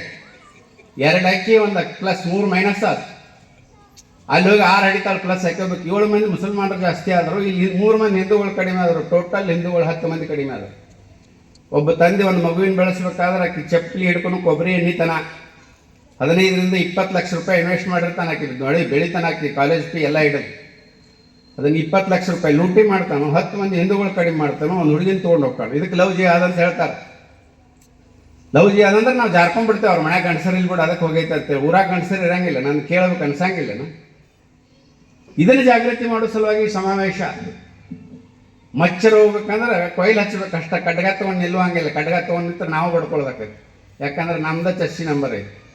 ಅದಕ್ಕೆ ಇದನ್ನು ಬದಲಾವಣೆ ಮಾಡ್ಬೇಕಾದ್ರೆ ಮೌನ ಕ್ರಾಂತಿ ಮಾಡಿದೆ ಸಂಘ. ಯಾಕೆ ಮೌನ ಕ್ರಾಂತಿ ಮಾಡಿದೆ? ಇಲ್ಲಿವರೆಗೂ ನಾವು ಯಾಕೆ ಸಂಘಕ್ಕೆ ಇಷ್ಟು ದೊಡ್ಡ ದೊಡ್ಡ ಸಮಾವೇಶಗಳನ್ನು ಮಾಡಿಲ್ಲ ಎಲ್ಲ ಕಡೆ? ಅಂದ್ರೆ ಸಮಾಜ ಜಾಗೃತಿ ಆಗಿದೆ. ಮೊದಲು ಇಷ್ಟು ಜಾಗೃತಿ ಇರಲಿಲ್ಲ ಸಮಾಜ. ಈಗ 15 ವರ್ಷದಿಂದ ಏನಿತ್ತು, ಶಾರುಖ್ ಖಾನ್ ನಮ್ಮ ಹೀರೋ, ಅವ ಗೌರಿನ ಮದುವೆ ಆಗ್ಯಾನ. ಅಮೀರ್ ಖಾನ್ ನಮ್ಮ ಹೀರೋ, ಅವ 3 ಹುಡುಗಿನ ಮದುವೆ ಆಗ್ಯಾನ, ಹಿಂದೂ ಹುಡುಗಿನ. ಸೈಫ್ ಅಲಿ ಖಾನ್ ನಮ್ಮ ಹೀರೋ, ಅವ 2 ಹಿಂದೂ ಹುಡುಗಿನ ಮದುವೆ ಆಗ್ಯಾನ. ಇರ್ಫಾನ್ ಪಠಾಣ್ ಅವ್ ನಮ್ಮ ಹೀರೋ, ಅವ ಹಿಂದೂ ಹುಡುಗಿನ ಮದುವೆ ಆಗ್ಯಾನ. ಮೊಹಮ್ಮದ್ ಕೈಫ್ ಅವ ನಮ್ಮ ಹೀರೋ, ಅವ ಮದುವೆ ಹಿಂದೂ ಹುಡುಗಿನ ಮದುವೆ ಆಗ್ಯಾನ. ಅಜರುದ್ದೀನ್ ಅವ ನಮ್ಮ ಹೀರೋ, ಅವ ಹಿಂದೂ ಹುಡುಗಿನ ಮದುವೆ ಆಗ್ಯಾನ. ಇಷ್ಟು ಮೂರ್ಖ ಸಮಾಜ ಇತ್ತು ನಮ್ಮದು ಈಗ 20 ವರ್ಷದಿಂದ. ಅವರೆಲ್ಲ ಹೀರೋಗಳು ಅಂತೇಳಿ ಬ್ಲ್ಯಾಕ್ ನೈಟ್ ಟಿಕೆಟ್ ತೊಗೊಂಡು ಸಿನಿಮಾ ನೋಡ್ತಿದ್ದೇವೆ ನಾವು. ಅಂದರೆ ಇವ್ರದ್ದು ಇಷ್ಟು ಸಂಖ್ಯೆ ಕಡಿಮೆ ಮಾಡ್ಯಾರು. ಇವ್ರಿಗೆ ಸಿನಿಮಾ ಮಾಡ್ಕೋತ, ಆಟ ಆಡ್ಕೋತ, ನಾಟಕ ಮಾಡ್ಕೋತ, ಲವ್ ಜಿಯಾಡ್ ಮಾಡ್ಯಾರ ಅನ್ನೋದು ನಮ್ಮ ಜನರಿಗೆ ಗೊತ್ತಿರಲಿಲ್ಲ. ಅಂಥ ಮೂರ್ಖ ಜನ ನಾವು. ಅವ್ರ ಸಿನಿಮಾ ಈಗ ಯಾವ್ದಾರ ಹುಡುಗಿನ ಕೇಳಿದ್ರೆ ಹೆಂಗಿರ್ಬೇಕು ನೀನು ಮದುವೆ ಆಗೋ ಹುಡುಗ ಅಂದ್ರೆ ಸಲ್ಮಾನ್ ಖಾನ್ ಅಂತ ಹೇಳ್ತಾವೆ. ಸಲ್ಮಾನ್ ಖಾನ್ ಅಂತ ಹೇಳ್ತಾವ ಅಂದ್ರೆ ಎಲ್ಲ ಜ್ಯೋತಿ ಬಿದ್ದಾವೆ ಇವ್ರಿಗೆ. 60-60 ವರ್ಷಾಗ ಇವ್ರು 20 ವರ್ಷದ ಹುಡುಗಿಯರು ಕೂಡ ಸಿನಿಮಾ ಮಾಡಿ ನಮ್ಮನ್ನು ಡಬ್ಬ ಹಾಕಾಕತ್ತಾರೆ. ಈಗ ಸಮಾಜ ಜಾಗೃತಿ ಆಗೈತೆ. ಅವ್ರು ಪಿಕ್ಚರ್ ನೋಡೋದು ಬಿಟ್ಟಾರ ಜನ. ಹಾರ್ಪಿಟ್ ಅಡ್ವರ್ಟೈಸ್ ಮಾಡಾಕತ್ತಾನ, ಗೊತ್ತಿರ್ಬೋದು ನೀವು. ಶಾರುಖ್ ಖಾನ್, ಅಮೀರ್ ಖಾನ್ ಪಿನಾಯಿಲ್ ಅಡ್ವರ್ಟೈಸ್ ಮಾಡತ್ತಾನ. ಸೈಫ್ ಅಲಿ ಖಾನ್ ಶಾಂಪೂ ಅಡ್ವರ್ಟೈಸ್ ಮಾಡತ್ತಾನ. ಸಲ್ಮಾನ್ ಖಾನ್ ಪೆಪ್ಸಿ ಅಡ್ವರ್ಟೈಸ್ ಮಾಡತ್ತಾನ. ಅಂದ್ರೆ ಅಡ್ವರ್ಟೈಸ್ ಮಾಡ್ಕೊಂಡು ಜೀವನ ಮಾಡುವಂಥ ಸ್ಥಿತಿ ನಿರ್ಮಾಣ ಆಗೈತಿ. 20 ವರ್ಷದಿಂದ ಒಬ್ಬೊಬ್ಬರು ಸಿನಿಮಾಕ್ಕೆ 100 ಕೋಟಿ ಕೊಡ್ಬೇಕಾಗಿತ್ತು ಹೀರೋಗಳಿಗೆ. ಇವರಿಗೆ ಸಮಾಜ ಜಾಗೃತಿ ಅದರ ಪರಿಣಾಮದಿಂದ ಇವತ್ತು ಹಾರ್ಪಿಟಕ್ಕೆ ಬಂದು ನಿಂತಾರೆ. ಅಂದ್ರೆ ಪೈಕಾಣಿ ತೊಳೆಯೋ ಆ್ಯಸಿಡ್ಗೆ ಬಂದು ನಿಂತಾರೆ. ಪರಿಸ್ಥಿತಿ ಅಲ್ಲಿಗೆ ಬಂದಿತ್ತು. ಸಮಾಜ ಜಾಗೃತಿ, ಇಸ್ಕಾ ಲಾಠಿ ಉಸ್ಕಾ ಭೈಸ್. ಸಮಾಜ ಜಾಗೃತಿ ಅಂದರೆ ಇದನ್ನ ಸಂಘ ಮಾಡಿದ್ದು. ಸಂಘ ಏನು ಮಾಡಿಲ್ಲ. ಬಡಿಗೆ ಹಿಡ್ಕೊಂಡು ಅಡ್ಡಾಡಿದ್ರೆ ದೇಶ ಉದ್ಧಾರ ಆಕೈತೆ ಅನ್ನೋರು ಇನ್ನೂ ಭಾಳ ಜನ ಅದಾರ. ರಾಮನು ಬಡಿಗೆ ಹಿಡ್ಕೊಂಡು ಅಡ್ಡಾಡ, ಧನುಷ್ ಎದರ್ದಿತ್ತು, ಬಿದಿರಿಂದ ಇತ್ತು. ಹಿಡ್ಕೊಂಡು ಈ ದೇಶದೊಳಗೆ ಕನ್ಯಾಕುಮಾರಿಯಿಂದ ಕಾಶ್ಮೀರದೊಳಗೆ ಸಮಾಜ ಜಾಗೃತಿ ಮಾಡಲಿಲ್ಲ. ಮಂಗ್ಯಾಗಳನ್ನ ಕರ್ಕೊಂಡು ಸೇತುವೆ ಕಟ್ಟಲಿಲ್ಲ. ಕೋತಿಗಳನ್ನ ಒಟ್ಟಿಗೆ ಉಡ್ಸೋದು ಅಷ್ಟು ಸುಲಭ ಐತೆ. ನಮ್ಮ ಕಪ್ಪಿಗಳನ್ನು, ಕೋತಿಗಳನ್ನು ಆ ಶಕ್ತಿ ಇದ್ರೆ ಅದನ್ನು ಕೂಡ್ಸಕ್ಕೆ ಸಾಧ್ಯ ಐತೆ. ಅದಕ್ಕೆ ಭಗವಂತ ಇದ್ದ ಅನ್ನೋ ಕಾರಣಕ್ಕೆ ಕೋತಿಗಳನ್ನ ತಗೊಂಡು ರಾಮ ಸೇತುವೆ ಕಟ್ಟಿದ. ಆ ರಾಮ ಸೇತುವೆ ಮೇಲೆ ಹೋಗ್ಕೇರಿಂದ ರಾವಣನ ತೊಗೊಂಡು ರಾವಣನ ತೊಗೊಂಡು ಬರಬೇಕಾದ್ರೂ ಸೇತುವೆ ಕಟ್ಟುವಾಗ ಮೊದಲು ಪೂಜೆ ಮಾಡ್ತಾನೆ ರಾಮ. ಸೇತುವೆ ಕಟ್ಟುವಾಗ ಉದ್ಘಾಟನೆ ಪ್ರಾರಂಭ ಮಾಡ್ತಾರಲ್ಲ ಹಂಗೆ. ಅವಾಗ ಪೂಜೆ ಮಾಡುವಾಗ ಒಳ್ಳೆ ಬ್ರಾಹ್ಮಣ ಯಾರಲ್ಲ ಹೊತ್ತು ಕೇಳ್ತಾನೆ ರಾವಣನ ಬಿಟ್ಟರೆ ಯಾರಿಲ್ಲ ದಕ್ಷಿಣದೊಳಗೆ ಅಂತ ಹೇಳ್ತಾರೆ. ಹೋಗಂಗಾರೆ ರಾವಣನ ಕರ್ಕೊಂಬ ಪೂಜೆಗೆ ಅಂತ ಕಳಿಸ್ತಾರೆ. ಹೋಗಿ ವಿನಂತಿ ಮಾಡ್ತಾರೆ, ಹಿಂಗೆ ನಾವು ರಾಮ ಸೇತುವೆ ಕಟ್ಟಾಕತ್ತೀವಿ, ಅದಕ್ಕೆ ನೀವು ಸೇತುವೆ ಪೂಜೆಗೆ ಬರಬೇಕು ಅಂತ ಹೇಳ್ತಾನೆ. ರಾಮೇಶ್ವರದೊಳಗೆ ಪೂಜೆ ಮಾಡ್ತಾರೆ. ರಾವಣ ಬರ್ತಾನೆ, ರಾಮ ಕರೆದಾನ, ಪೂಜೆಗೆ ಕರೆದಾನ. ಪೂಜೆ ಆದಮೇಲೆ ರಾವಣಿಗೆ ನಮಸ್ಕಾರ ಮಾಡ್ತಾನೆ. ಅವಾಗ ರಾವಣ ವಿಜಯೀ ಭವ ಅಂತ ಆಶೀರ್ವಾದ ಮಾಡ್ತಾನೆ. ಅವಾಗ ಎಲ್ಲರಿಗೂ ಆಶ್ಚರ್ಯ ಅನ್ನಿಸ್ತೈತೆ, ಅಲ್ಲೋ ನಿನ್ನ ಸೋಲ್ಸಾಕ ಸೇತುವೆ ಕಟ್ಟಾಕ ಬಂದ ನಾನು, ಅದಕ್ಕೆ ಪೂಜೆಗೆ ಬಂದು ವಿಜಯೀ ಭವ ಅಂತ ಹೇಳ್ತಿಲ್ಲ ಅಂತೇಳಿ ರಾವಣನ ಪ್ರಶ್ನೆ ಮಾಡ್ತಾರೆ. ರಾವಣ ಹೇಳ್ತಾನೆ, ನಾವು ಬ್ರಾಹ್ಮಣ ಆಗಿ ನಾನು ಪೂಜೆ ಮಾಡೋದು, ಆಶೀರ್ವಾದ ಮಾಡೋದು ನನ್ನ ಕರ್ತವ್ಯ. ಯುದ್ಧಕ್ಕೆ ಬಂದಾಗ ನಾನು ಯುದ್ಧ ಮಾಡ್ತೀನಿ ಅಂತ ಹೇಳ್ತಾನೆ. ಅವಾಗ ಕೊನೆಗೆ ಯುದ್ಧ ಮಾಡ್ತಾನೆ. ರಾವಣ ಹತ ಹಾಕ್ತಾನೆ. ಅವಾಗ ನಮ್ಮ ಜನ ಏನು ಮಾಡ್ತಿದ್ರು ಅಂದ್ರೆ ಬರೀ ಜೈ ಜೈ ಜೈ ಜೈ ಅಂತಿದ್ರು. ಯುದ್ಧ ನಡೆದಾಗ ರಾಮ ಯುದ್ಧ ನಡೆದಾಗ ಯಾರಿಗೆ ಅಂತ ಡಿಕ್ಲೇರ್ ಮಾಡಿಲ್ಲ. ಅಷ್ಟು ಸಮಾಜ ಜಾಗೃತಿ ನಮ್ಗೆ. ಅಕಸ್ಮಾತ್ ರಾವಣಿಗೆ ಅಂತಂದ್ರೆ ನಮ್ಮನ್ನು ಕೊಲ್ತಾನ. ಬರೀ ಜೈ ಜೈ ಜೈ ಜೈ ಜೈ ಅನ್ನಕತ್ತಿದ್ರು. ಕೊನೆಗೆ ರಾವಣ ಕೆಳಗೆ ಬಿದ್ದ ಮೇಲೆ ಜೈ ಶ್ರೀರಾಮ್ ಅಂತ ಹೇಳಿದ್ರು. ಅವಾಗ ರಾವಣಗೆ ಆಶ್ಚರ್ಯ ಆಗ್ತದೆ. ರಾಮಗೆ ಎಷ್ಟು ಶಾಣ್ಯರು ಎದಿರಪ್ಪ ನೀವು ಅಂತ ಕೇಳಿದ್ರು. ಹಾಂ, ಮತ್ತು ಅವಾಗ ಎದ್ದಿದ್ದಂದ್ರೆ ನೀನು ನಮ್ಮನ್ನು ಬಿಡ್ತಿದ್ದ, ನಾನು ನಿಮ್ಗೆ ಕೂಡ ನಮ್ಮನ್ನು ಮುಗಿಸ್ತಿದ್ದ ಅಂತ. ಅಂದರೆ ಇಲ್ಲಿ ತನಕ ನಾವು ಅದನ್ನ ಮಾಡೇವಿ. ಬರೀ ಜೈ ಜೈ ಜೈ ಎಂದೇವಿ, ಹಿಂದುತ್ವಕ್ಕೆ ಜೈ ಎಂದಿಲ್ಲ. ಗೋರಿ ಬಂದರೆ ಗೋರಿಗೆ, ಹಿಂದೂ ಬಂದರೆ ಹಿಂದೂಗಳ ಹಣ್ಣು ಅಂತೇಳಿ ಜೈ ಜೈ ಮಾಡೇವು ನಾವು. ಇವತ್ತು ನಮ್ಮ ಮಕ್ಕಳೇನು ಅಕ್ಬರ್ ದ ಗ್ರೇಟ್ ಅದು. ಅಕ್ಬರ್ ದ ಗ್ರೇಟ್ ಮೀನಾ ಬಜಾರದಿಂದ ಪ್ರತಿನಿತ್ಯ ಹೆಣ್ಮಕ್ಳು ತೊಗೊಂಡು ಹೋಗ್ತಿದ್ದ. ಹಿಂದೂ ಹೆಣ್ಮಕ್ಳು ತನ್ನ ಜನಾಣದೊಳಗೆ ಬೆಡ್ರೂಮ್ದೊಳಗೆ ಇಟ್ಕೊತಿದ್ದ. 3,000 ಜನ ಹೆಣ್ಮಕ್ಳು ಇಟ್ಕೊಂಡು ಕೂತಿದ್ದ, ಹಿಂದೂ ಹೆಣ್ಮಕ್ಳು. ಅವನ ಇತಿಹಾಸದೊಳಗೆ ನಾವು ಅಕ್ಬರ್ ದ ಗ್ರೇಟ್ ಅಂತ ಹೇಳ್ತಾವೆ. ಅವನ ಮಣ್ಣು ಮುಖ್ಯಸ್ಥವ ಮಹಾರಾಣಾ ಪ್ರತಾಪ್ ಕಣ್ಣಾಯ್ ಕಾಕಾನಿಲ್ಲ. ಅಕ್ಬರ್ ದ ಗ್ರೇಟ್ ಅಂದರೆ ನಮ್ಮ ಇತಿಹಾಸದೊಳಗೆ ಏನು ಹೇಳಬೇಕು ಅನ್ನೋ ಖಬರೇ ಇದ್ದಿದ್ದಿಲ್ಲ. ಬ್ರಿಟಿಷರ ಆದ್ಮೇಲೆ ಶಿಕ್ಷಣ ಮಂತ್ರಿ ಯಾರ್ಯಾರು ಇದ್ರು ಸ್ವಾತಂತ್ರ್ಯ ಸಿಕ್ಕಬೇಕಂದ್ರೆ ಎಲ್ಲ ಮುಸಲ್ಮಾನರೇ ಇದ್ರು. ಅದು ಹೆಬ್ಬಟ್ಟಿನವ್ರು, ತೊಗಲಕ್ನಂತವ್ರು. ಅಂಥವ್ರು Akbar the great, Babur the great ಅಂತ. ಬಾಬರ್ ದ ಗ್ರೇಟ್ ಅಂದ್ರೆ ರಾಮ ಮಂದಿರ ಕೆಡವೆ ನಾವು ಅಂತ. ರಾಮ್ ಕಣ್ಣಾಯ್ ಕಾಕಾನಿಲ್ಲ, ಬಾಬರ್ ದ ಗ್ರೇಟ್ ಅಂದ್ರೆ. ಮೊಹಮ್ಮದ್ ಗೋರಿ ಬಗ್ಗೆ ಹೇಳ್ತಾರೆ. ಪೃಥ್ವಿರಾಜ್ ಚವಾಣ ಕಣ್ಣು ಕಿತ್ತಿದ್ರು ಸಹಿತ ಅಫ್ಘಾನಿಸ್ತಾನದ ಕಾಬೂಲ್ದೊಳಗೆ ಹೋಗಿದೆ ಶಬ್ದವೇದಿ ಮಾಡಿ ಮೊಹಮ್ಮದ್ ಗೋರಿ ಎದಿಗೆ ಬಾಣ ಬಿಟ್ಟುಕೊಳ್ತಾನೆ. 2 ಕಣ್ಣು ಕಿತ್ತಿರ್ತಾರೆ ಪೃಥ್ವಿರಾಜ್ ಚವಾಣ್. ಆ ಪೃಥ್ವಿರಾಜ್ ಚವಾಣ್ ಕತ್ತಿನೇ ಹೇಳಂಗಿಲ್ಲ ನಾವು, ಶಿವಾಜಿ ಕತ್ತಿನೇ ಹೇಳಂಗಿಲ್ಲ. ಗುರು ತೇಗ್ ಬಹದ್ದೂರ್ ಅನ್ನೋಂಥ ಪಂಜಾಬ್ದೊಳಗೆ ಕಾಶ್ಮೀರದ ಪಂಡಿತರಿಗೆಲ್ಲ ಮುಸಲ್ಮಾನರು ಆಗಬೇಕು ಅಂತ ಔರಂಗಜೇಬ್ ಫತ್ವಾ ಹೊರಡಿಸ್ತಾನೆ. ಫತ್ವಾ ಹೊರಡಿಸಿದಾಗ ಅವರು ಎಲ್ಲ ಪಂಡಿತರೆಲ್ಲ ಬರ್ತಾರೆ ಗುರು ತೇಗ್ ಬಹದ್ದೂರ್ ಹತ್ರ. ನಾವು ಇಸ್ಲಾಂ ಒಪ್ಪಬೇಕು ಇಲ್ಲ ಸಾಯಬೇಕು, ಎರಡ ದಾರಿ, ಇದಕ್ಕೆ ಏನಾರ ದಾರಿ ತೋರಿಸ್ರಿ ಅಂತ ಹೇಳ್ತಾನೆ. ಅವಾಗ ಗುರು ಗೋವಿಂದ್ ಸಿಂಗ್, ತೇಗ್ ಬಹದ್ದೂರ್ ಮಗ ಗುರು ಗೋವಿಂದ್ ಸಿಂಗ್ 7 ವರ್ಷದ ಬಾಲಕ ಇರ್ತಾನೆ. ಇದನ್ನೆಲ್ಲ ನೋಡ್ಕೋತ ಮುಂದೆ ಕೂತಿರ್ತಾನೆ. ತಂದೆಗೆ ಹೇಳ್ತಾನೋ, ಅಪ್ಪ ಇದಕ್ಕೆ ನೀನೇ ಯಾಕೆ ಗಟ್ಟಿಯಾಗಿ ನಿಲ್ಲಬಾರ್ದು, ಮೊದಲು ನಿನ್ನ ಮತಾಂತರ ಮಾಡೋಣ ಆಮೇಲೆ ಅವ್ರನ್ನ ಮಾಡೋಣ ಅಂತ ಹೇಳಲ್ಲ ಅಂತ ಹೇಳ್ತಾನೆ. ಮಗ ಹೇಳಿದ್ಮ್ಯಾಗ ಅವ್ರು ಹೌದಲ್ಲ ಅನ್ನಿಸ್ತದೆ. ಅವಾಗ ಗುರು ತೇಗ್ ಬಹದ್ದೂರ್ ಪಂಡಿತರಿಗೆಲ್ಲ ಹೇಳಿ ಕಳಿಸ್ತಾನೆ, ಫಸ್ಟ್ ನನ್ನ ಮತಾಂತರ ಮಾಡೋಣ ಅವಾಗ, ಆಮೇಲೆ ನೀವೆಲ್ಲ ಹಾಕ್ಯವತ್ತು ಹೇಳ್ರಿ. ಔರಂಗಜೇಬಿಗೆ ಹೇಳಿ ಕಳಿಸ್ತಾರೆ. ಒಬ್ಬನ ಮತಾಂತರ ಮಾಡೋದ್ರಿಂದ 1000 ಜನ ಹಾಕ್ತಾರಲ್ಲ, ಅದು ಖುಷಿ ಆಕೈತೆ ಔರಂಗಜೇಬಿಗೆ. ಗುರು ತೇಗ್ ಬಹದ್ದೂರ್ ಹಿಡ್ಕೊಂಡು ದೆಹಲಿ ಚಾಂದಿನಿ ಚೌಕಿಗೆ ತೊಗೊಂಡ್ಬರ್ತಾರೆ. ಇವತ್ತು ಚಾಂದಿನಿ ಚೌಕಿಗೆ ಹೋಗ್ರಿ, ದಿಲ್ಲಿ ಒಳಗೆ, ಹಳಿ ದೆಹಲಿ ಒಳಗೆ ಚಾಂದಿನಿ ಚೌಕ್ ಅಂತ ಐತಿ. ಅಲ್ಲಿ ಒಂದು ಶೀಶಗಂಜ ಗುರುದ್ವಾರನೂ ಐತಿ. ಅಲ್ಲಿ ಕರ್ಕೊಂಬರ್ತಾರೆ. ಪಂಚ ಪ್ಯಾರೆ ಅಂತೇಳಿ 5 ಜನ ಅವನ ಪರಮ ಭಕ್ತರ ಶಿಷ್ಯರು ಇರ್ತಾರೆ ಗುರು ತೇಗ್ ಬಹದ್ದೂರ್. ಅವ್ರನ್ನೆಲ್ಲ ಹಲಿಗೆ ಕಟ್ತಾರೆ. ಒಬ್ಬನ ಹಲಿಗೆ ಕಟ್ಟಿ ನಡು ಕತ್ತರಿಸ್ತಾರೆ ಕರಗಸ್ ತಗೊಂಡು. ಗುರು ತೇಗ್ ಬಹದ್ದೂರ್ ಬಿಸಿ ಎಣ್ಣೆ ಸುರಿತಾರೆ. ಬಿಸಿ ಎಣ್ಣೆ ಸುರಿದು ಚರ್ಮ ಸುರಿತಾರೆ. ಚರ್ಮ ಸುರಿದು ಉಪ್ಪ ಖಾರ ಹಾಕ್ತಾರೆ. ಕೊನೆಗೆ ರುಂಡ ಕತ್ತರಿಸ್ತಾರೆ. ಇದು ನಮ್ಮ ಮಕ್ಕಳಿಗೆ ಗೊತ್ತೇ ಇಲ್ಲ. ಮತ್ತು ಗುರು ಗೋವಿಂದ್ ಸಿಂಗ್ ಮಗ ದೊಡ್ಡವ ಹಾಕೋಣ, ಅವನು ಹೊಡ್ಯಾಕೆ ಚಾಲು ಮಾಡ್ತಾನೆ ಔರಂಗಜೇಬನ ಸೈನ್ಯಕ್ಕೆ. ಆ ಗುರು ಗೋವಿಂದ್ ಸಿಂಗನ್ನು ಹಿಡಿತಾರೋ, ಅವ್ನ ಮಕ್ಕಳು ಹಿಡಿತಾರೆ. ಜೋರಾವರ್ ಸಿಂಗ್, ಫತೇಹ್ ಸಿಂಗ್ ಅಂತೇಳಿ. ಒಬ್ಬ 12 ವರ್ಷದ ಬಾಲಕ, ಒಬ್ಬ 8 ವರ್ಷದ ಬಾಲಕ. ಇಬ್ಬರನ್ನು ಕರ್ಕೊಂಡು ಹೋಗಿ ಮುತ್ತನ್ನು ಮುಸಲ್ಮಾನ್ ಮಾಡೋಕ್ಕಾಗಲಿಲ್ಲ, ಅವ್ರ ಅಪ್ಪನೂ ಮಾಡೋಕ್ಕಾಗಲಿಲ್ಲ, ಈ ಮೊಮ್ಮಕ್ಕಳನ್ನೇ ಮಾಡೋಣ ಅಂಥೇಳಿ ಅವರಿಬ್ಬರನ್ನು ಕೇಳ್ತಾನೆ. ಮೊಮ್ಮಕ್ಕಳನ್ನು, ನೀವು ಮುಸಲ್ಮಾನರಾಗ್ರಿ, ನಿಮಗೆ ರಾಜ್ಯ ಕೊಡ್ತೀನಿ, ಹೆಣ್ಣು ಕೊಡ್ತೀನಿ, ನೀವೊಂದು ಇಡೀ ರಾಜ್ಯನ ಆಳಾಕತ್ರಿ ಅಂತ. ಅವಾಗ ಒಪ್ಪೋದಿಲ್ಲ ಅವು ಮಕ್ಕಳು. ನಾವು ನಮ್ಮ ಮುತ್ತನ ರಕ್ತದವ್ರು, ಕಾಂಜಿ ಪಿಂಜಿ ನಿಮ್ಮಂಥ ರಕ್ತ ಅಲ್ಲ ತುಡುಗಲೆ ಬಂದು ಕತ್ತರ್ಸಕ್ಕೆ, ನಮ್ಮ ಮುತ್ತನ ಬ್ಲಡ್ ಐತೆ ನಮ್ಮಲ್ಲಿ, ನಾವು ಸಾಯ್ತೇವೆ ಕರೆ ಆಗಂಗಿಲ್ಲ ಅಂತ ಹೇಳ್ತಾರೆ. ಮಗ ಸಿಟ್ಟು ಬರ್ತೈತೆ ಅವನು. ಕೊನೆಗೆ ಜೀವಂತ ಗಾಡಿ ಒಳಗೆ ಕಟ್ತಾನೆ ಇಬ್ಬರನ್ನು. ಕಟ್ಟಿದ ಕೂಡಲೇ ಸಣ್ಣ ಹುಡುಗಗೆ ಕುತ್ತಿಗೆಗೆ ಬರ್ತೈತೆ, ದೊಡ್ಡ ಹುಡುಗಿಗೆ ಎದೆಗೆ ಬಂದಿರ್ತೈತಿ. ದೊಡ್ಡ ಹುಡುಗ ಅಳ್ಳಕ್ಕೆ ಚಾಲು ಮಾಡ್ತಾನೆ.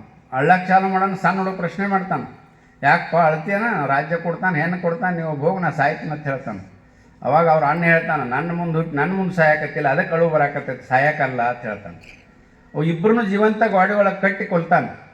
ಇದನ್ನು ನಮ್ಮ ಮಕ್ಕಳಿಗೆ ಗೊತ್ತಿಲ್ಲ, ನಮ್ಮ ಇತಿಹಾಸದೊಳಗೆ ಗೊತ್ತಿಲ್ಲ, ನಮ್ಮ ತಾಯಂದಿರಿಗೆ ಗೊತ್ತಿಲ್ಲ. ಇದನ್ನು ಹೇಳೇ ಇಲ್ಲ. ಗಜನಿ ಏನು ಮಾಡಿದ, ತೊಗಲಕ್ಕೆ ಏನು ಮಾಡಿದ, ಗೋರಿ ಏನು ಮಾಡಿದ, ದೇಶ ಎಲ್ಲ ಬರಿಬಾದ್ ಮಾಡಿ ಹೋಗ್ತಿದ್ರು. ಆ ಬಾದ, ಈ ಬಾದ, ಹೈದರಾಬಾದ, ಅಹಮದಾಬಾದ, ಅಹಮದಾಬಾದ ಅಂತೇಳಿ ಇಡೀ ದೇಶನ ಬಾದ ಮಾಡಿ ಹೋಗೋದಿದ್ರು. ಬಾದ ಆದದ್ದು ಒಂದೊಂದು ತಿದ್ದಕ್ಕೆ ಚಾಲು ಮಾಡ್ಯಾರ. ಎಲ್ಲಿ ಎಂದು ಬಂದಾರ ಇವರು 1440 ವರ್ಷದಿಂದ? ಇದಕ್ಕಿಂತ ಮೊದಲು ಏನಿದ್ರು ಇವರು? ಪಾರ್ಸಿಗಳು. ಪಾರ್ಸಿಗಳು ಯಾರು? ಸೂರ್ಯನ ಆರಾಧಕರು. ಇವತ್ತು ಪಾರ್ಸಿಗಳು ಅಜಿಮ್ ಶೇಠ್ಜಿ, ಟಾಟಾ ಬಿರ್ಲಾ ಎಲ್ಲ ಪಾರ್ಸಿಗಳವರು. ಇದನ್ನು ನಾಶ ಮಾಡಿಕೆ ಹೆಂಗೆ ಚೋಳ ಮಕ್ಕಳು ನಡೆದ ಕೂಡಲೇ ತಾಯಿನ ಸತ್ತು ಹೋಗ್ತೈತಲ್ಲ, ಹಂಗೆ ಎಲ್ಲಿ ಪಾರ್ಸಿ ಒಳಗೆ ಹುಟ್ಟಿದಂಥ ಇಸ್ಲಾಮ ಆ ಪಾರ್ಸಿ ಸಂಸ್ಕೃತಿನ ನಾಶ ಮಾಡಿ ಹೋಗಿತ್ತು. ತಂದೆ ಆದಂಥ ಒಂದು ಸಂಸ್ಕೃತಿಯನ್ನು ಬಿಂಬಿಸಿದೆ. ಎಲ್ಲಿ ಭಾರತಕ್ಕೆ ಕಾಲಿಟ್ಟಿತ್ತು, ಭಾರತವನ್ನು ನಾಶ ಮಾಡಿ. ಕ್ರೈಸ್ತ ಮತ 2026 ವರ್ಷದಿಂದ ಹುಟ್ಟಿತ್ತು. ಇಸ್ಲಾಂ ಹುಟ್ಟಿದ್ದು 1440 ವರ್ಷದಿಂದ. ಹಿಂದೂ ಧರ್ಮ ಹುಟ್ಟಿ 50,000 ವರ್ಷ ಆಯ್ತು. 50,000 ಎಲ್ಲಿ ಚಿಳಿಮಿಳಿ 1400, 2000, 2,500 ಎಲ್ಲಿ? ಎಲ್ಲ ಧರ್ಮ ಸಮ, ಎಲ್ಲ ಧರ್ಮ ಸಮ ಅಂತ ನಮ್ಮೂ ಹೇಳ್ತಾವೆ. ಇವ್ರಿಗೆ ಭಗವದ್ಗೀತೆ, ವೇದ, ಉಪನಿಷತ್ತುಗಳನ್ನು ಓದಕ್ಕೆ ಟೈಮಿಂಗ್ ಇರೋಂಗಿಲ್ಲ. ಕುರಾಣದನ್ನ ಕತೆ ಹೇಳ್ಕೊತ ಕೂತ್ಬಿಡ್ತಾವೆ. ಬುದ್ಧಿನೇ ಇಲ್ಲ ಅಂತ. ಅಂದ್ರೆ ಅವ್ರನ್ನೂ ಪ್ಲೀಸ್ ಮಾಡ್ಬೇಕಂತ. ನಮಗೆ ಅದಕ್ಕೆ ಅವ್ರನ್ನ ಪ್ಲೀಸ್ ಮಾಡೋ ಅವಶ್ಯಕತೆ ನಮ್ಮದ ಬೆಟ್ಟದಟ್ಟೈತಿ. ನೀ ಎಲ್ಲ ನಿನ್ನ 100 ವಂಶ ಓದಿದ್ರು ಮುಗಿಯಂಗಿಲ್ಲ, ಅಷ್ಟೈತಿ. ಅದನ್ನು ಹೇಳಂಗಿಲ್ಲ. ಎಲ್ಲ ಧರ್ಮ ಸಮ, ಎಲ್ಲ ಧರ್ಮ ಸಮ, ಎಲ್ಲ ಧರ್ಮ ಶಾಂತಿನೇ ಹೇಳ್ತಾವತ್ತು ಹೇಳ್ತಾರೆ. ಬಾಂಬ್ ಇಟ್ಕೊಳ್ಳಿ ಅಲ್ಲಾಹು ಅಕ್ಬರ್ ಯಾಕತ್ತಾರು ಅಂದ್ರೆ ಕೊಲ್ಲುವಾಗ ಅಲ್ಲಾಹು ಅಕ್ಬರ್ ಅನ್ನೋದನ್ನು ನಾವೇಂದರೆ ಎತ್ತೇವನ ಇಲ್ಲ. ಅಂದರೆ ಧರ್ಮದ ಹೆಸರ ಮೇಲೆ ಕೊಲ್ಲುದ ಏನಿದು? ಭಯೋತ್ಪಾದನೆ. ಕುಕ್ಕರ್ನೊಳಗೆ ಬಾಂಬ್ ಇಟ್ಟರು, ಟ್ರೈನ್ನೊಳಗೆ ಇಟ್ಟರು, ಬಸ್ ಸ್ಟ್ಯಾಂಡ್ನೊಳಗೆ ಇಟ್ಟರು, ಬಸ್ನೊಳಗೆ ಇಟ್ಟರು, ವಿಮಾನದೊಳಗೆ ಇಟ್ಟರು. ಇವ್ರಿಗೆ ಇಡಕ್ಕೆ ಕುಕ್ಕರ್ ಸಹಿತ ಸಾಲಿಲ್ಲ, ಎಲ್ಲ ಕಡೆ ಇಟ್ಟರು. ಎಷ್ಟು ಮಂದಿನ ಕೊಂದರು? ಆದರೆ ಯಾರು ಹೆದರಿದೇವೆ ನಾವು? ಮುಂಬೈನೊಳಗೆ 11 ಕಡೆ ಬಾಂಬ್ ಬ್ಲಾಸ್ಟ್ ಆಗಿತ್ತು. ಸುಮಾರು 300-350 ಜನ ಸತ್ತಿದ್ರು. ಮರುದಿವ್ಸ ಮತ್ತೆ ಜೋತ್ ಬಿಟ್ಕೊಂಡು ಹೊಂಟರು ಜನ.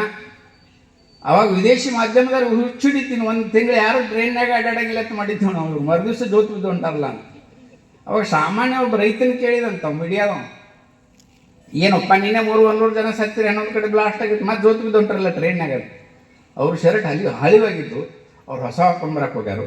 ನಮ್ಮ ಹಳಿವಾಗಿದ್ದರೆ ನಾವು ಹೊಸದು ಹಾಕೊಂಡ್ಬರ್ತೇವೆ ಅಂತ. ಅಂದ್ರೆ ಹಿಂದುತ್ವ ಏನು ಹೇಳ್ತೈತಿ? ಆತ್ಮ ಅಂದ್ರೆ ಶಾಶ್ವತ ಅಂತ, ಶರೀರ ಅಂದ್ರೆ ಶರ್ಟ್ ಇದ್ದಂಗೆ ಅಂತ. ಅಂದ್ರೆ ಶರ್ಟ್ ಅವರು ಹಳಿವಾಗಿ ಹಾಕೊಂಡ್ಬರಕ್ಕೆ ಹೋಗ್ಯಾರ ಅಂತ ಹೇಳ್ತಿದ್ರು. ಪುನರಪಿ ಜನನಂ ಪುನರಪಿ ಮರಣಂ. ಅಂದ್ರೆ ನಮ್ಮಲ್ಲಿ ಹುಟ್ಟಿಗೆ ಸಾವಿಗೆ ಹೆದರು ಸಂತತಿನೇ ಇದಲ್ಲ. ಹಂಗಿದ್ರೆ 2000 ವರ್ಷ ಸಂಘರ್ಷದೊಳಗೆ ನಾವು ಬದುಕಕ್ಕೆ ಹಾಕಿದ್ದಿಲ್ಲ. 700 ವರ್ಷ ಮುಸಲ್ಮಾನರು ಈ ದೇಶವನ್ನು ಆಳಿದ್ರು, ಲೂಟಿ ಮಾಡಿದ್ರು, ಹಿಂಸೆ ಮಾಡಿದ್ರು. ಅಲ್ಲೇ ಇಲ್ಲಿ ಒಂದಿಟ್ಟು ಗುಡಿ ಕಲ್ಲುಗಳು ಅಳಿಗಾಡಿಸಿದ್ರು. ಒಂದು ತಾಜ್ ಮಹಲ್, ಒಂದು ಗೋಲ್ಡ್ ಮಟ್ ಬಿಟ್ಟರೆ ಬೇರೆ ಏನೂ ಕಟ್ಟಕ್ಕಾಗಿಲ್ಲ ಇವ್ರ ಕೈಯಿಂದ. ಬರೀ ನಮ್ಮ ಮೆಹಲ್ಗಳಿಗೆ ಸುಣ್ಣ ಹಚ್ಕೊಂಡಾಗ ಇರೋಕ್ಕಾಗಿಲ್ಲ 600 ವರ್ಷದೊಳಗೆ. ಕ್ರೈಸ್ತರು 200 ವರ್ಷದೊಳಗೆ ಆಳಿದ್ರೆ 200 ವರ್ಷದೊಳಗೆ ಏನು ಮಾಡೋಕ್ಕಾಗಲಿಲ್ಲ. ಹೇಳಾರ್ದ ರಾತ್ರಿ ಓಡುವಂಥ ಸ್ಥಿತಿ ನಿರ್ಮಾಣ ಆಯ್ತು. ಅಂದ್ರೆ ಇಷ್ಟು ಚಾರಿತ್ರ್ಯವಂತ ಮತ್ತು ಶಕ್ತಿವಂತ ಸಮಾಜ ಯಾವುದರಿದ್ರೆ ಜಗತ್ತಿನೊಳಗೆ ಹಿಂದೂಗಳು ಮಾತ್ರ. ಹಿಂದೂ ಅನ್ನೋದೊಂದು ಜಾತಿ ಮತ ಪಂಥ ಪಕ್ಷ ಅಲ್ಲ, ಜೀವನ ವಿಧಾನ, life of way. Supreme court 5 ಬಾರಿ ಹೇಳಿದೆ. ಈ ರೀತಿ ಬದುಕಿದ್ರೆ ಸೈಡ್ ಇಫೆಕ್ಟ್ ಇಲ್ಲ, ದೇಶದೊಳಗೆ ಯಾರಿಗೂ ಅನ್ಯಾಯ ಆಗಂಗಿಲ್ಲ, ಯಾರಿಗೂ ಕೆಟ್ಟದ್ದಾಗಂಗಿಲ್ಲ ಹಿಂದೂ ಜೀವನ ಪದ್ಧತಿ ಪ್ರಕಾರ ಬದುಕಿದ್ರೆ. ಯಾಕಂದ್ರೆ ಹಿಂದೂ ಜೀವನ ಪದ್ಧತಿ ಏನು ಹೇಳಿದ್ರೆ ಸರ್ವೇ ಜನ ಸುಖಿನೋ ಭವಂತು ವಸುದೈವ ಕುಟುಂಬ ಅಂತ ಹೇಳ್ತೇವೆ. ಅಂದರೆ ಎಲ್ಲರೂ ಸುಖವಾಗಿರಲಿ, ಎಲ್ಲರೂ ಹೊಟ್ಟೆ ತುಂಬ ಊಟ ಮಾಡಲಿ, ಎಲ್ಲರೂ ಆರೋಗ್ಯವಾಗಿರಲಿ, ಎಲ್ಲರೂ ಮನೆ ಮಕ್ಕಳಿಗೆ ತೇರು. ನಿಮ್ಮ ಉಪಾಸನೆ ನಿಮ್ಮ ಮನೆ ಒಳಗೆ ಎಷ್ಟದವಪ್ಪ ಜೀನ, ಇದು ನಮ್ಮಲ್ಲಿ ಎಷ್ಟದವು ಜೈನ, ಬುದ್ಧ, ಸಿಕ್ಕ, ಸಾಕಷ್ಟು ನಮ್ಮದು ಹಿಂದುತ್ವೊಳಗೆ ಸಾವಿರಾರು ಜಾತಿ ಅದಾವು. ಇಷ್ಟೆಲ್ಲರೂ ನಾವು ಒಂದಕ್ಕೊಂದು ಹೊಂದ್ಕೊಂಡಿದ್ದೇವೆ. ಇಲ್ಲ ಒಬ್ರು ಕುಕ್ಮ ಹಚ್ತಾರೆ, ಭಂಡಾರ ಹಚ್ತಾರೆ, ಇವತ್ತಿ ಹಚ್ತಾರೆ, ಗಂಧ ಹಚ್ತಾರೆ, ಏನು ಬೇಕಾದ ಹಚ್ತಾರೆ. ಒಬ್ರು ಏನೋ ಹಚ್ಚಂಗೆ ಇಲ್ಲ. ಆದರೂ ನಾವೆಂದ್ರೆ ಜಗಳಾಡೇವನ ಇಲ್ಲ. ನೀವು ಒಂದು ಗಂಡ ಬಿಟ್ಟು ಒಪ್ಪಿಗೆ ಹಾಕಿದ್ರೆ ಏನು ಫರಕ್ ಆಗೋದೈತೆ ನಮಗೆ? 33 ಕೋಟಿ ದೇವ್ರು ಅದಾವಪ್ಪ, ಅದ್ರಾಗ ಏಸು ಅಲ್ಲ ಏನು ಎಕ್ಸ್ಟ್ರಾ ಆಗ್ತಾವ ನಮಗೆ. ನಾವ ಬೇರೆ, ನಮ್ಮ ಸ್ಟೈಲ ಬೇರೆ ಐತಿ. ಯಾಕೆ ಮಾಡ್ತೀರಿ? 10ರಾಗ 11 ಗತೆ ಬೇರೆ ಇರಲ್ಲ. ಅಂದ್ರೆ ನಮಗೆ ಹುಟ್ಟಿದವ್ರೆ ನಮ್ಗೆ ವಿರುದ್ಧ ಮಾಡಿದ್ರೆ ಸಿಟ್ಟು ಬರ್ತೈತಿಲ್ಲೋ. ಅದಕ್ಕೆ ನಮ್ಮ ಜೊತೆ ಬೇರೆ ಇಲ್ಲ. ನಿಮ್ಮ ಪೂರ್ವಜರೇ ನಮ್ಮ ಪೂರ್ವಜರು, ನಮ್ಮ ಪೂರ್ವಜರ ನಿಮ್ಮ ಪೂರ್ವಜರು, ನಾವು ನೀವು ಅಣ್ಣ ತಮ್ಮ ಅಂತಿದ್ರೆ ಗಾಂಧಿ ಹೇಳಿ ಹೇಳಿ ಹೇಳಿ ಹೇಳಿ ಕಣ್ಣು ಮುಚ್ಚಿರು.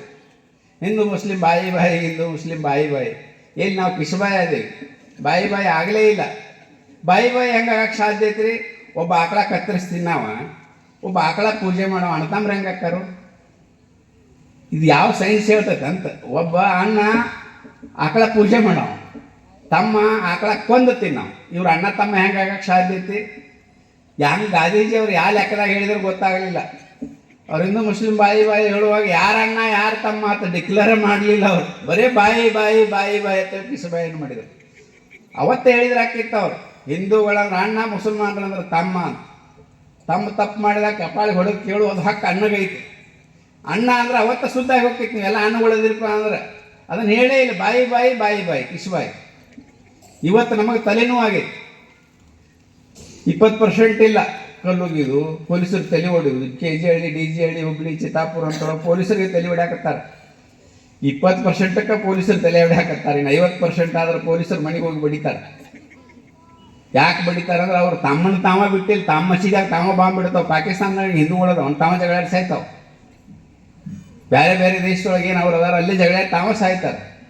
ಆದರೆ ಈ ಭಾರತದೊಳಗೆ 700 ವರ್ಷದೊಳಗೆ ಏನೂ ಕಿತ್ಕೊಳಕ್ಕಾಗಿಲ್ಲ. 2047ಕ್ಕೆ ನಾವು ಇಸ್ಲಾಂ ರಾಷ್ಟ್ರ ಮಾಡ್ತೇವೆ ಹಗಲಿಗನಸು ಕಾಣಕತ್ತಾರೆ. 700 ವರ್ಷದ ಇತಿಹಾಸ ನೋಡ್ರಿ. ನಿಮ್ಮ ಮುತ್ತಾತನ ಕೇಳ್ರಿ. ಔರಂಗಜೇಬನ ಕುತ್ತಿಗೆ ಮ್ಯಾಗ ಕಾಲಿಟ್ಟಂಗೆ ಅಕ್ಕಿತ್ತ ಕನಸಿನಾಗ ಶಿವಾಜಿ ಬಂದು ಎಲ್ಲ ತೆಗೆದುಕೊಂಡಿರ್ತಿದ್ದತ್ ರಾತ್ರಿ. ಅಂದ್ರೆ ಒಬ್ಬ ಶಿವಾಜಿ ಎಷ್ಟು ಶೂರ ಇರ್ಬೇಕಂತ. ಅಕ್ಬರ ಜನಾಂಗದೊಳಗೆ, ಜನಾಂಗ ಅಂದ್ರೆ ಬೆಡ್ರೂಮ್ನೊಳಗೆ ಎಲ್ಲ ಹೆಣ್ಮಕ್ಳನ್ನ ಕರ್ಕೊಂಡು ಮಕ್ಕೋತಿದ್ದತ್ ಅಂಜಿ. ರಾತ್ರಿ ಬಂದಿಗೆ ನಾನು ಮಹಾರಾಣಾ ಪ್ರತಾಪನ ಕಡ್ಗಣ 40 ಕಿಲೋ ಇರ್ತದೆ. ಅವನ ಕೌಶ ಎಲ್ಲ ಕೂಡಿ 1.5 ಕ್ವಿಂಟಲ್ ಇರ್ತದೆ ಮೈ ಮ್ಯಾಗ. 1.5 ಕ್ವಿಂಟಲ್ ಮನುಷ್ಯ ಮತ್ತು ಅವನ ಕ್ವಿಂಟಲ್ 2.5 ಕ್ವಿಂಟಲ್ ಮನುಷ್ಯ ಬರೀ ಹೊಡಿದಲ್ಲಿ ಬಿದ್ದರೆ ಸಾಯ್ತೀನಿ ಅಂತ ಎದ್ದುಕೊಂಡಿರ್ತಿದ್ದತ್ತು ರಾತ್ರಿ. ಇಂಥ ಶೂರ ರೂಪಿದಂಥ ದೇಶ ಇದೆ. ಸಂಭಾಜಿನ ಏನು ಮಾಡಿದ್ರು? ಬಾಯಿ ಬಾಯಿ ಅಂತ ಹೇಳ್ತಾರೋ. ಬಾಯಿ ಬಾಯಿ ಹೆಂಗೆ ಅನ್ಬೇಕು ಇವರಿಗೆ? ಶಿವಾಜಿ ಮಗ ವೀರ ಸಂಭಾಜಿ ನೋಡ್ರಿ ನೀವು. ಆ ಸಂಭಾಜಿನ 40 ದಿವಸ ಕಟ್ಟಿಕೆರಿಂದ ಪ್ರತಿದಿನ ಒಂದು ಉಗುರು ಕಿತ್ತೋದು, ಪ್ರತಿದಿನ ಒಂದು ಬಟ್ಟು ಕತ್ತರಿಸೋದು, ಪ್ರತಿದಿನ ನಾಲ್ಗೆ ಕತ್ತರಿಸೋದು, ಮೂಗು ಕತ್ತರಿಸೋದು, ಚರ್ಮ ಸುಲಿದು, ಚರ್ಮಕ್ಕೆ ಖಾರ ಹಾಕೋದು, ಉಪ್ಪು ಹಾಕೋದು, ಕೊನೆಗೆ ರುಂಡ ಕತ್ತರಿಸ್ತಾರೆ 40 ದಿವಸ. ಅಣ್ಣ ತಮ್ಮ ಹೆಂಗೆ ಹಾಕಾರಪ್ಪ ಇವರು? ಶಿವಾಜಿ ಮಹಾರಾಜ್ ಮುಸ್ಲಿಂ ವಿರೋಧಿ ಅಲ್ಲ. ಶಿವಾಜಿ ಮಹಾರಾಜೊಳಗೆ ಎಲ್ಲ ಮುಸ್ಲಿಂ ಸೈನಿಕರಿದ್ದರು, ಮುಸ್ಲಿಂ ರಾಜರುಗಳಿದ್ರು, ಡಬಳಿ ಬಿಡ್ತಾರೆ ಗಬಳಿ. ಶಿವಾಜಿ ಮಹಾರಾಜ್ ಮುಸ್ಲಿಂ ವಿರೋಧಿ ಅಲ್ಲಂದ್ರೆ ಶಿವಾಜಿ ಮಗನ ಚರ್ಮ ಸುಲಿದು ಬಟ್ಟು ಕಿತ್ತು ಊರಿಗಿತ್ತು ಯಾಕೆ ಕೊಡಬೇಕಾಗಿತ್ತಪ್ಪ? ಯಾಕೆ ಸುಳ್ಳು ಹೇಳೋದು ಅಂತ ಮಕ್ಕಳಿಗೆ ಇದ್ದಂಗೆ ಹೇಳ್ರಿ. ಅಫ್ಜಲ್ ಖಾನ್ ಏನು ಹೇಳ್ತಿದ್ರೆ? ಈಗ ಒಂದು 15-20 ವರ್ಷದಿಂದ ಮಕ್ಕಳಿಗೆ ಅಫ್ಜಲ್ ಖಾನ್ 7 ಕೊಟ್ಟಿದ್ದತ್ತ, ಶಿವಾಜಿ 5 ಕೊಟ್ಟಿದ್ದತ್ತ. ಇಬ್ಬರು ಒಂದು ಸ್ಟೇಜ್ ಮೇಲೆ ಬಂದ್ರತ್ತ, ಆಲಿಂಗನ ಮಾಡಿದ್ರತ್ತ, ಹಾರ್ಟ್ ಅಟ್ಯಾಕ್ ಆಗ್ತತ್ತ ಅವನು ಅಫ್ಜಲ್ ಖಾನ್. ಶಿವಾಜಿ ಮಹಾರಾಜ್ ಕೊಂದದ್ದು ಹೆಂಗೆ? 1,00,000 ಸೈನ್ಯ ತೊಗೊಂಡ್ಬಂದಿರ್ತ ನಾನು ಶಿವಾಜಿನ ಮುಗಿಸ್ಬೇಕಂತ ಹೇಳಿ. ಶಿವಾಜಿ ಮೈದಾನದೊಳಗೆ ಬಂದರೆ ಶಿವಾಜಿ ಸೈನ್ಯ 8,000. 1,00,000 ಸೈನ್ಯವನ್ನು 8,000 ಹೆಂಗೆ ಎದುರಿಸೋಕೆ ಸಾಧ್ಯ ಐತಿ? ಕಲ್ಪನೆ ಮಾಡೋಕ್ಕೂ ಸಾಧ್ಯ ಇಲ್ಲ. ಅಂಥದ್ರೊಳಗೆ ಶಿವಾಜಿ ಬರೀ 8,000 ಸೈನಿಕ 1,00,000 ತೊಗೊಂಬಂದು ಎಂಥ ಶೂರು ಅಂತೇಳಿ ಒಬ್ಬ ಚಲೋ ರಾಮಜಿ ಅನ್ನುವಂಥ ವ್ಯಕ್ತಿನ ಕಳಿಸಿದ್ರು. ಅವು ಹೇಳಿದತ್ತ ಅಫ್ಜಲ್ ಖಾನ್, ಶಿವಾಜಿ ಅಂಜಿಬಿಟ್ಟಾನೆ 8,000 ಸೈನಿಕ 1,00,000 ತೊಗೊಂಬಂದು ಕೆಲಸ ಹೌದಲ್ಪ ಇಂಥ ಶೂರ ಇದೀನಿ ನೀವು ಒಬ್ಬ ಸಾಕು ಶಿವಾಜಿಗೆ ಅಟ್ ಮನೆಯಲ್ಲ ಯಾಕೆ ಬೇಕಂತ ಹೇಳ್ತಾನೆ. ಒಂದು 50,000 ಇಲ್ಲೇ ಇಡು ನಂಗೆ 50,000 ಬಿಟ್ಟು ಮುಂದೆ ಬರ್ತೈತೆ ಅದು. ಮುಂದೆ ಮತ್ತೆ 20 ಕಿಲೋಮೀಟ್ರ್ 30 ಕಿಲೋಮೀಟ್ರ್ ಬಂದಮೇಲೆ ಇದು 50,000 ಭಾಳ ಆಗ್ತವೆ. ಒಬ್ಬ ಅದಾನ ಎಷ್ಟು 5 ಫೂಟ್ ಅದಾನ, ನೀ ರಾಕ್ಷಸ್ 7 ಫೂಟ್ 2 ಇಂಚಿನ ಗಾಡಿ ಹಾರಿ ಹಿಂಗೆ ಮಾಡಿಸ್ತಿದ್ದತ್ತ ಅಫ್ಜಲ್ ಖಾನ್. ಅಷ್ಟು ಶೂರ ಕಸು ರಾಕ್ಷಸ. ಮತ್ತೆ ಹೇಳಿ ಅಲ್ಲೊಂದು 25,000 ಸೈನ್ ನಿಲ್ಲಿಸಿದ್ರತ್ತೆ. ಹಂಗೆ ನಿಲ್ಲಿಸ್ಬೋದು ಕಡೆ ಇಟ್ಟೆಲ್ಲ ಬೇಕು 5 ಮಂದಿ ಕರ್ಕೊಂಬ ಅಂದದ್ದು. 5 ಮಂದಿ ಕರ್ಕೊಂಬಂದ. ಶಿವಾಜಿ ಕಡೆ 8 ಮಂದಿ ಇರ್ತಾರೆ ಅಂತೇಳಿ, ಶಿವಾಜಿ ಕಡೆನೂ 5 ಮಂದಿ ಇರ್ತಾರೆ ಅಂತೇಳಿ. 5 ಮಂದಿ ಆ ಕಡೆ ಈ ಕಡೆ ಆ ಕಡೆ ಈ ಕಡೆ ಅವ್ರಿಗೆ ಅವ್ರು ಜೋಡಾಗಿ ನಿಂತಿರೋದು. ಶಿವಾಜಿ ಮತ್ತು ಅಫ್ಜಲ್ ಖಾನ ಬಂದು ಸ್ಟೇಜ್ ಮೇಲೆ ಬಂದರು. ಶಿವಾಜಿ ಬಾ ಶಿವ ಬಾ, ಆಲಿಂಗನ ಮಾಡು, ಎಲ್ಲ ನಿನ್ನ ಆಸ್ತಿ ಗಿಸ್ತಿ ಕೋಟೆ ಗೀಟೆ ಎಲ್ಲ ನನಗೆ ಒಪ್ಪಿಸು, ನಿನಗೊಂದು ರಾಜ್ಯ ಕೊಡ್ತೀನಿ ಇರಾಕೈತೆ ಅಂತ ಹೇಳಿ ಆಲಿಂಗನ ಮಾಡಿದರು. ಶಿವಾಜಿ ಇರಲಿ ಮಗನ ಅಂತೇಳಿ ಆಲಿಂಗನ ಮಾಡಕ್ಕೆ ಹೋದನು. ಅವಾಗ ಬೆನ್ನೊಳಗೆ ಚಾಕು ಹಾಕಿದತ್ತು ಅಫ್ಜಲ್ ಖಾನ್. ಚಾಕು ಹಾಕೋಣ ಅವ್ನು ಗೊತ್ತಿತ್ತತ್ತಿದ್ದು ಬೆನ್ನಾಗಿ ಚೂರು ಹಾಕೊಂಡು ಮಂದಿ ಶಿವಾಜಿ. ಅವ್ರು ಉಕ್ಕಿನ ಡ್ರೆಸ್ ಹಾಕೊಂಡು ಹೋಗಿದ್ರತ್ತ. ಆ ಉಕ್ಕಿನ ಡ್ರೆಸ್ ಸಪ್ಲ ಆತತ್ತು ಕಡರಕ್ಕಂತೇಳಿ. ಅವಾಗ ಅಂದತ್ತು ಒಂದು ಸಲ ಸುಮ್ಮ ಆದತ್ತು, ನೀನೇ ಚಾಲು ಮಾಡಿ ನಾ ಮುಗಿಸ್ತೀನಿ ಅಂತೇಳಿ ಹುಲಿ ಉಗುರು ಹಾಕೊಂಡು ಹೊಟ್ಟೆ ಹರಿದು ಕೊಂದದ್ದು. ಹೊಟ್ಟೆ ಹರಿದು ಕೊಳ್ಳೆಲ್ಲ ಒಳಗೆ ಹಾಕೊಂಡು ಎಲ್ಲ ಓಡಾಕತ್ತಿದ್ದತ್ತು. 5 ಮಂದಿಗೆ 5 ಮಂದಿ ಇತ್ತಿದ್ರಲ್ಲ, 5 ಮಂದಿನ ಅವರೇ ಬ್ಯಾಲೆನ್ಸ್ ಮಾಡಿದರು. ಇನ್ನೊಬ್ಬ ಲಗುನತ್ ನಾನು ಒಬ್ಬ ಹೋಗಿ ಹಾರು ಹೊಡೆದು ಅವ್ನು ರುಂಡಕ್ಕೆ ಇತ್ತಂತ ಶಿವಾಜಿ ಕೈಯಾಗಿ ಕೊಟ್ಟದ್ದು. ಇದು ಇತಿಹಾಸ. ಇದನ್ನ ಹೇಳಬಾರ್ದು ಅಂತೇಳಿ ಹೈಕೋರ್ಟಿಗೆ ಹೋಗಿದ್ರು ಮುಂಬೈದೊಳಗೆ.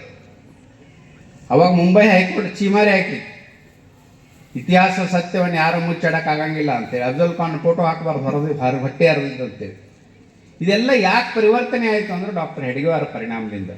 ಇನ್ನೊಂದು 5 ನಿಮಿಷ ಮುಗಿಸ್ತೀನಿ, ಯಾರು ಎದ್ದು ಹೋಗ್ಬೇಡ್ರಿ, ದಿನ ಅಡುಗೆ ಮಾಡೋದು ಇರ್ತೈತಿ.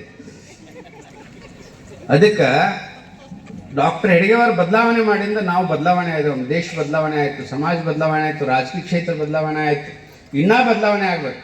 ಫಿಸ್ಕಾಲಾಟಿ ಉಸ್ಕಾ ವಯಸ್ಸು ನಾಯಿ ಬಾಲ ಅಳಗಾಡಿಸ್ಬೇಕು, ಆದ್ರೆ ಬಾಲನ ನಾಯಿ ಅಳಗಾಡಿಸುವಂಥ ಸ್ಥಿತಿ ಆಗಬಾರ್ದು ಅಂದ್ರೆ ಸಮಾಜ ಜಾಗೃತಿ ಆಗಬೇಕು.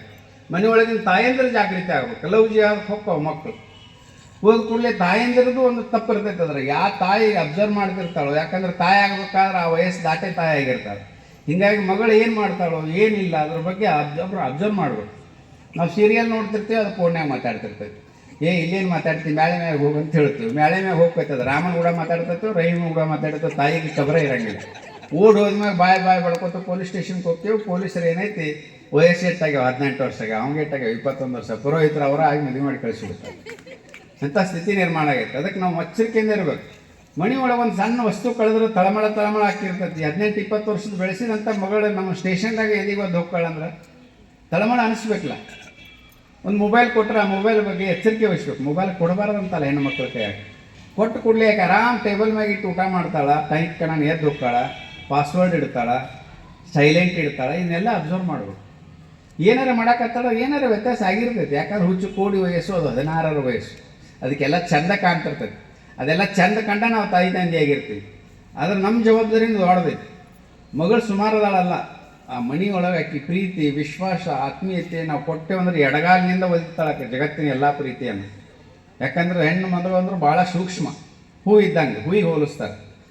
ಅದಕ್ಕೆ ಹೂವಿಗೆ ಮುಳ್ಳು ಚುಚ್ಚು ಮುಳ್ಳು ಮ್ಯಾಗ ಬಿದ್ದರೂ ಹೂವು ಹರಿತೈತಿ, ಹೂವಿನ ಮ್ಯಾಗ ಬಿದ್ದರೂ ಹೂವು ಹರಿತೈತಿ. ಅದಕ್ಕೆ ನಮ್ಮ ಮಕ್ಕಳನ್ನು ನಾವು ಬೆಳೆಸಬೇಕು. ಲವ್ ಜಿಹಾದಕ್ಕೆ ಬಲಿ ಆಗಬಾರ್ದು. ಈಗ ನೋಡಿ ಶಾರುಖ್ ಖಾನ್ ಹೇಳ್ತಾನೆ, ಗೌರಿ ಕುಂಕುಮ ಹಚ್ಕೋತಾಳು, ದೇವಸ್ಥಾನಕ್ಕೆ ಹೋಗ್ಕೊಳ್ಳೋ, ಅವ್ನು ಏನು ಮುಟ್ಟಿಲ್ಲಪ್ಪ, ಶಾಂತ ಹಿಂದೂ ಐತನಲ್ಲ, ನಾ ಮುಸಲ್ಮಾನ ಗತೆ ಇದ್ದೀನಿ ಅಂತ ಹೇಳ್ತಾನೆ. ಆದ್ರೆ ಗೌರಿ ಮಕ್ಕಳು ಗಣೇಶ ಆಗ್ಬೇಕಾಗಿತ್ತು, ಖಾನಗಳು ಯಾಕಾದ್ರು ಅಂದ್ರೆ ಬೆಳೆ ಹೊಲ ನಂಬುದು, ಬೆಳೆ ಅವರು. ಇದಕ್ಕೆ ಲವ್ ಜಿಹಾದ್ ಅಂತ ಹೇಳ್ತಾರೆ. ಇದರ ಪರಿಣಾಮದಿಂದ ದೇಶದೊಳಗೆ 3.5 ಲಕ್ಷ ಜನ ಮುಸಲ್ಮಾನರ ಬೆಣ್ಣೆತ್ತಿಗೆ ಹಿಂದೂ ಹುಡುಗರು. ನಮ್ಮ ಜನರಿಗೆ ಹೆಣ್ಣು ಸಿಗೋಲು. ಎಲ್ಲ ಮಕ್ಕಳು ನೌಕರಿನ ಆಗಬೇಕು ಅಂತೇಳಿ ನಾವು 30, 35, 40 ವರ್ಷ ತನಕ ಹೆಣ್ಣು ಮಕ್ಕಳನ್ನ ಇಟ್ಕೊಂಡು ಕುಂದಿರ್ತೀವಿ, ಮದುವೆ ಮಾಡ್ತೀವಿ, ಮಕ್ಕಳು ಆಗಂಗಿಲ್ಲ. ಆಮೇಲೆ ಇವು ಗಂಡು ಮಕ್ಕಳು ಹೆಣ್ಣು ಹುಡುಕ್ತಾವೆ 10 ವರ್ಷಕ್ಕೆ ಗುಟ್ಕಾತಿರ್ತಾವೆ, 20 ವರ್ಷಕ್ಕೆ ಸರಿ ಕುಡಿತಾವೆ, 30 ವರ್ಷಕ್ಕೆ ಮುದುಕಾಗಿರ್ತಾವೆ, 40 ವರ್ಷಕ್ಕೆ ಮದುವೆ ಮಾಡೋದ್ರೊಳಗೆ ಆಕೆ ಹಡೆದಿರ್ತಾವೆ, ಇದು ಸತ್ತಿರ್ತೀವಿ. 6 ಪ್ಯಾಕ್ ಯುವಕರ ಅವಶ್ಯಕತೆ ಇರುತ್ತೆ. ಜಗತ್ತಿನೊಳಗೆ ಏನೂ ಕೊಡೋದು ಅಷ್ಟೇ ಇಲ್ಲ. ಆರೋಗ್ಯವಂತ ಮಕ್ಕಳನ್ನೇ ಕೊಡುವಷ್ಟು ಪೇಷನ್ಸ್ ಇರಬೇಕಲ್ಲ ನಾವು. ಅಷ್ಟರ ಸ್ಟೆಮಿನಾ ಉಳಿಸ್ಕೋಬೇಕಲ್ಲ, ಶಕ್ತಿ ಉಳಿಸ್ಕೋಬೇಕಲ್ಲ. ಇಲ್ಲ, ಇಡೀ ಹಾಳಾಗಿ ಹೋಗುತ್ತವೆ. ಯಾಕೆ ಹನುಮಂತನ ಭಕ್ತರಾಗಬೇಕಲ್ಲ, ಆಗೋದಿಲ್ಲ. ಮಕ್ಕಳು ವ್ಯಸನಕ್ಕೆ ಬೀಳಾಕತ್ತಾವ. ಅದ್ರ ಪರಿಣಾಮದಿಂದ ನರರೋಗ ಹಡಿತಾವೆ. 7ರಾಗ ಹಡದ್ನೆ, 8ರಾಗ ಹಡದ್ನೆ, ಆಮೇಲೆ ದವಾಖಾನ್ಯಾಗ 3 ತಿಂಗಳಿಟ್ನೆ, ICUದೊಳಗೆ ಇಟ್ಟನೆ, ಇಂಥ ಪರಿಸ್ಥಿತಿ ನಿರ್ಮಾಣ ಆಗುತ್ತೆ. ಆರೋಗ್ಯವಂತ ಮಕ್ಕಳು ಕೊಡ್ಬೇಕಾದ್ರೆ ಆರೋಗ್ಯವಂತ ಶರೀರನೂ ಬೇಕು. ಆರೋಗ್ಯವಂತ ಯುವಕ ಯುವತಿಯರ ಅವಶ್ಯಕತೆ ಐತೆ. ಯಾಕಂದ್ರೆ ಜಗತ್ತಿನೊಳಗೆ ಅತಿ ಹೆಚ್ಚು ಯುವಕ ಯುವತಿಯರು ಇರೋದು ಭಾರತದೊಳಗೆ ಮಾತ್ರ. ಈ ಚೀನಾದೊಳಗೆ ಕಾನೂನು ಮಾಡ್ಯಾರ, ಕಂಪಲ್ಸರಿ ಹಡಿಬೇಕು 3.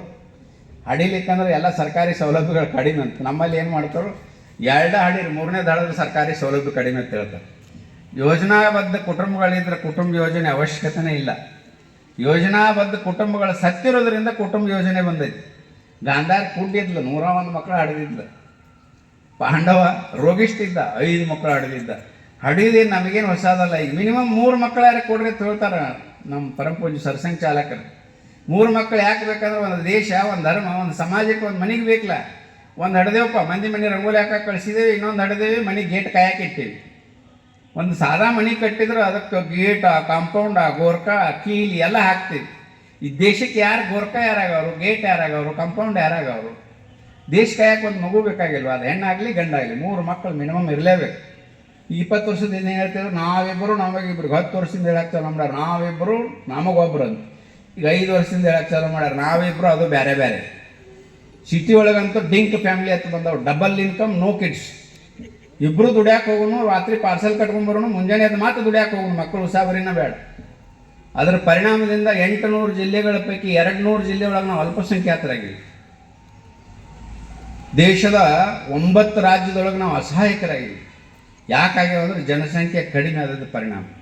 ಒಬ್ಬ ಮಗನ ಹಿಡಿಬೇಕು, ಅಮೇರಿಕಾದೊಳಗೆ ಇಡಬೇಕು, ಇಂಗ್ಲೆಂಡ್ನೊಳಗೆ ಇಡಬೇಕು ಅಂತ ಹೇಳ್ತಾರೋ, ಹಡದು ಇಟ್ಟಿರ್ತಾರೋ. ಇಲ್ಲಿ ಮಂಚ ತಗೋಕ್ಕೂ ದಿಕ್ಕಿಲ್ಲ. ಮಂಚದ ಮ್ಯಾಗ ಅಪ್ಪ ಅಮ್ಮ ಕೂತಿರ್ತಾವೆ, ನಾಯಿ ಬ್ಯಾಗ್ ಹಾಕಾಕೊಟ್ಟು ತಗೋಸ್ಕೋತಾರೆ. ಇದು ಒಂದು ಮಗನ ಹಡಿವು ಕೈಲಿ ಇನ್ನೊಂದು 4 ಮಕ್ಕಳು ಹೆಚ್ಚು ಹಡಿದ್ರೆ ತೊಟ್ಲ ತಗೋ ಮತ್ತೆ ಮಂಚ ತಗೋಕರೆ ಹಾಕಿತ್ತು, ಬರೀ ಸುಣ್ಣ ಹಚ್ಚಕರೆ ಹಾಕಿತ್ತು. ಒಬ್ಬ ಪಂಚಾಯತ್ ಇದ್ದ 4 ಮದುವೆಗೆ 40 ಮಕ್ಕಳು ಹಡ್ಯಾಕತ್ತಾನ. ಒಬ್ಬ ಜಮೀನುದಾರ 1 ಅಡಿಲು 2 ಅಡಿಲು ಏನಾದ್ರು 40 ವರ್ಷ ಆಗಿರ್ತಾರೆ. ಅದರ ಪರಿಣಾಮದಿಂದ ನಾವು ದುರ್ಬಲ ಆಗಾಕತ್ತೀವಿ. ಜಗತ್ತೊಳಗೆ ಮುಸಲ್ಮಾನರಿಗೆ 40-45 ದೇಶ ಇವೆ, ಕ್ರೈಸ್ತರಿಗೆ 70-75 ದೇಶ ಇವೆ, ಹಿಂದೂಗಳಿಗೂ ಒಂದೇ ಒಂದು ದೇಶ ಭಾರತ. ಭಾರತ ಆಗಿ ಉಳಿಬೇಕಾದ್ರೆ ಮಿನಿಮಮ್ 3 ಮಕ್ಕಳನ್ನ ಕೊಡುವಂಥ ಅವಶ್ಯಕತೆ ಇದೆ. ಮಿನಿಮಮ್ 3 ಮಕ್ಕಳನ್ನ ಕೊಟ್ಟೆವಂದ್ರೆ ಇನ್ನೂ 100 ವರ್ಷ ನಮ್ಮನ್ನ ಯಾರು ಒಳಗಾಡ್ಸೋಕ್ಕಾಗಂಗಿಲ್ಲ. ನಾವು 1 ಕೊಡಲೋ 2 ಕೊಡಲೋ ಯಾವ ಶಾಲೆ ಒಳಗೆ ಅಡ್ಮಿಷನ್ ಸಿಗ್ತೈತೆ ನೋಡಿ ಬಂದು ಮಕ್ಕಳ ಸೃಷ್ಟಿ ಮಾಡುವ ಇದೆಲ್ಲ ಚಾಲು ಆಗೈತಿ. ಅಡ್ಮಿಷನ್ ನಿಮ್ಮಲ್ಲಿ ಸಿಗ್ತೈತೆ ಅಂದ್ರೆ ಮುಂದಿನ 1-2 ವರ್ಷನಾಗ ಮಕ್ಕಳು ಹಿಡಿತೀವಿ ಅನ್ನುವಂಥ ಸ್ಥಿತಿ ನಿರ್ಮಾಣ ಆಗೈತೆ. ಇವೆಲ್ಲ ಬದಲಾಗಬೇಕು. ಅಲ್ಲ, ಒಂದು ನಾಯಿ ಸಾಕ್ತೀವಿ, ಬೆಕ್ಕ ಸಾಕ್ತೀವಿ, ಮನೆಯಾಗ ಎತ್ತ ಸಾಕ್ತೀವಿ, ಎಲ್ಲ ಸಾಕ್ತೀವಿ. ಅದಕ್ಕೆ ಇದ್ದದ್ದು ಹಾಕ್ತೀವಿ, ಬಿಸ್ಕಿಟ್ ತಂದು ಹಾಕ್ತೀವಿ, ನಾಯಿಗೆ ಮಟನ್ ತಂದು ಹಾಕ್ತೀವಿ, ಚಲೋ ಬಿಸ್ಕಿಟ್ ತಂದು ಹಾಕ್ತೀವಿ. ಇನ್ನೊಂದು ಮಗನ ಎಕ್ಸ್ಟ್ರಾ ಆಡೋದು ಬರೀ ಸರ್ಕಾರಿ ಅಕ್ಕಿ ಗಂಜಿ ಕುಡಿಸಿದ್ರೆ ಪೈಲವನ್ ಹಾಕ ನಾವು. ಅದನ್ನು ಮಾಡ್ಬೇಕಂತ ನಮ್ಗೆ ಅನ್ಸಂಗೇ ಇಲ್ಲ. ಅದು ಹೇಳೋದು ಕಹಿ ಅನ್ನಿಸ್ತಿರ್ಬೇಕು. ಅದು ರಾಷ್ಟ್ರೀಯ ವಿಚಾರದೊಳಗೆ ಮುಂದೊಂದು ದಿನ ನಮ್ಮ ಮಕ್ಕಳು ನಮ್ಮ ಮನೆ ಫೋಟೋ ಹಾಕಿ ಒಂದು ದೀಪ ಹಚ್ಚಿ ನಮ್ಮ ತಂದೆ ತಾಯಿ ತೋರಿಸ್ಬೇಕಂದ್ರೆ ನಮ್ಮ ದೇಶದೊಳಗೆ ನಾವು ಜಾಸ್ತಿ ಇರಬೇಕು. ಗೊತ್ತಾಗದಂಗೆ ಇಸ್ಲಾಮಿಕ್ ಜನಸಂಖ್ಯೆ ಸ್ಫೋಟ ಆಗತ್ತೆ. ಎಲ್ಲೆಲ್ಲಿ ಜನಸಂಖ್ಯೆ ಜಾಸ್ತಿ ಆಗೈತೆ ಅಲ್ಲಿ ಕಲ್ಲು ಬೀಳಾಕತ್ತಾವೆ. ಎಲ್ಲೆಲ್ಲಿ ಜನಸಂಖ್ಯೆ ಜಾಸ್ತಿ ಆಗೈತೆ ಅಲ್ಲಿ ಆಕಳು ತೊಡಗ ಹಾಕತ್ತಾವೆ.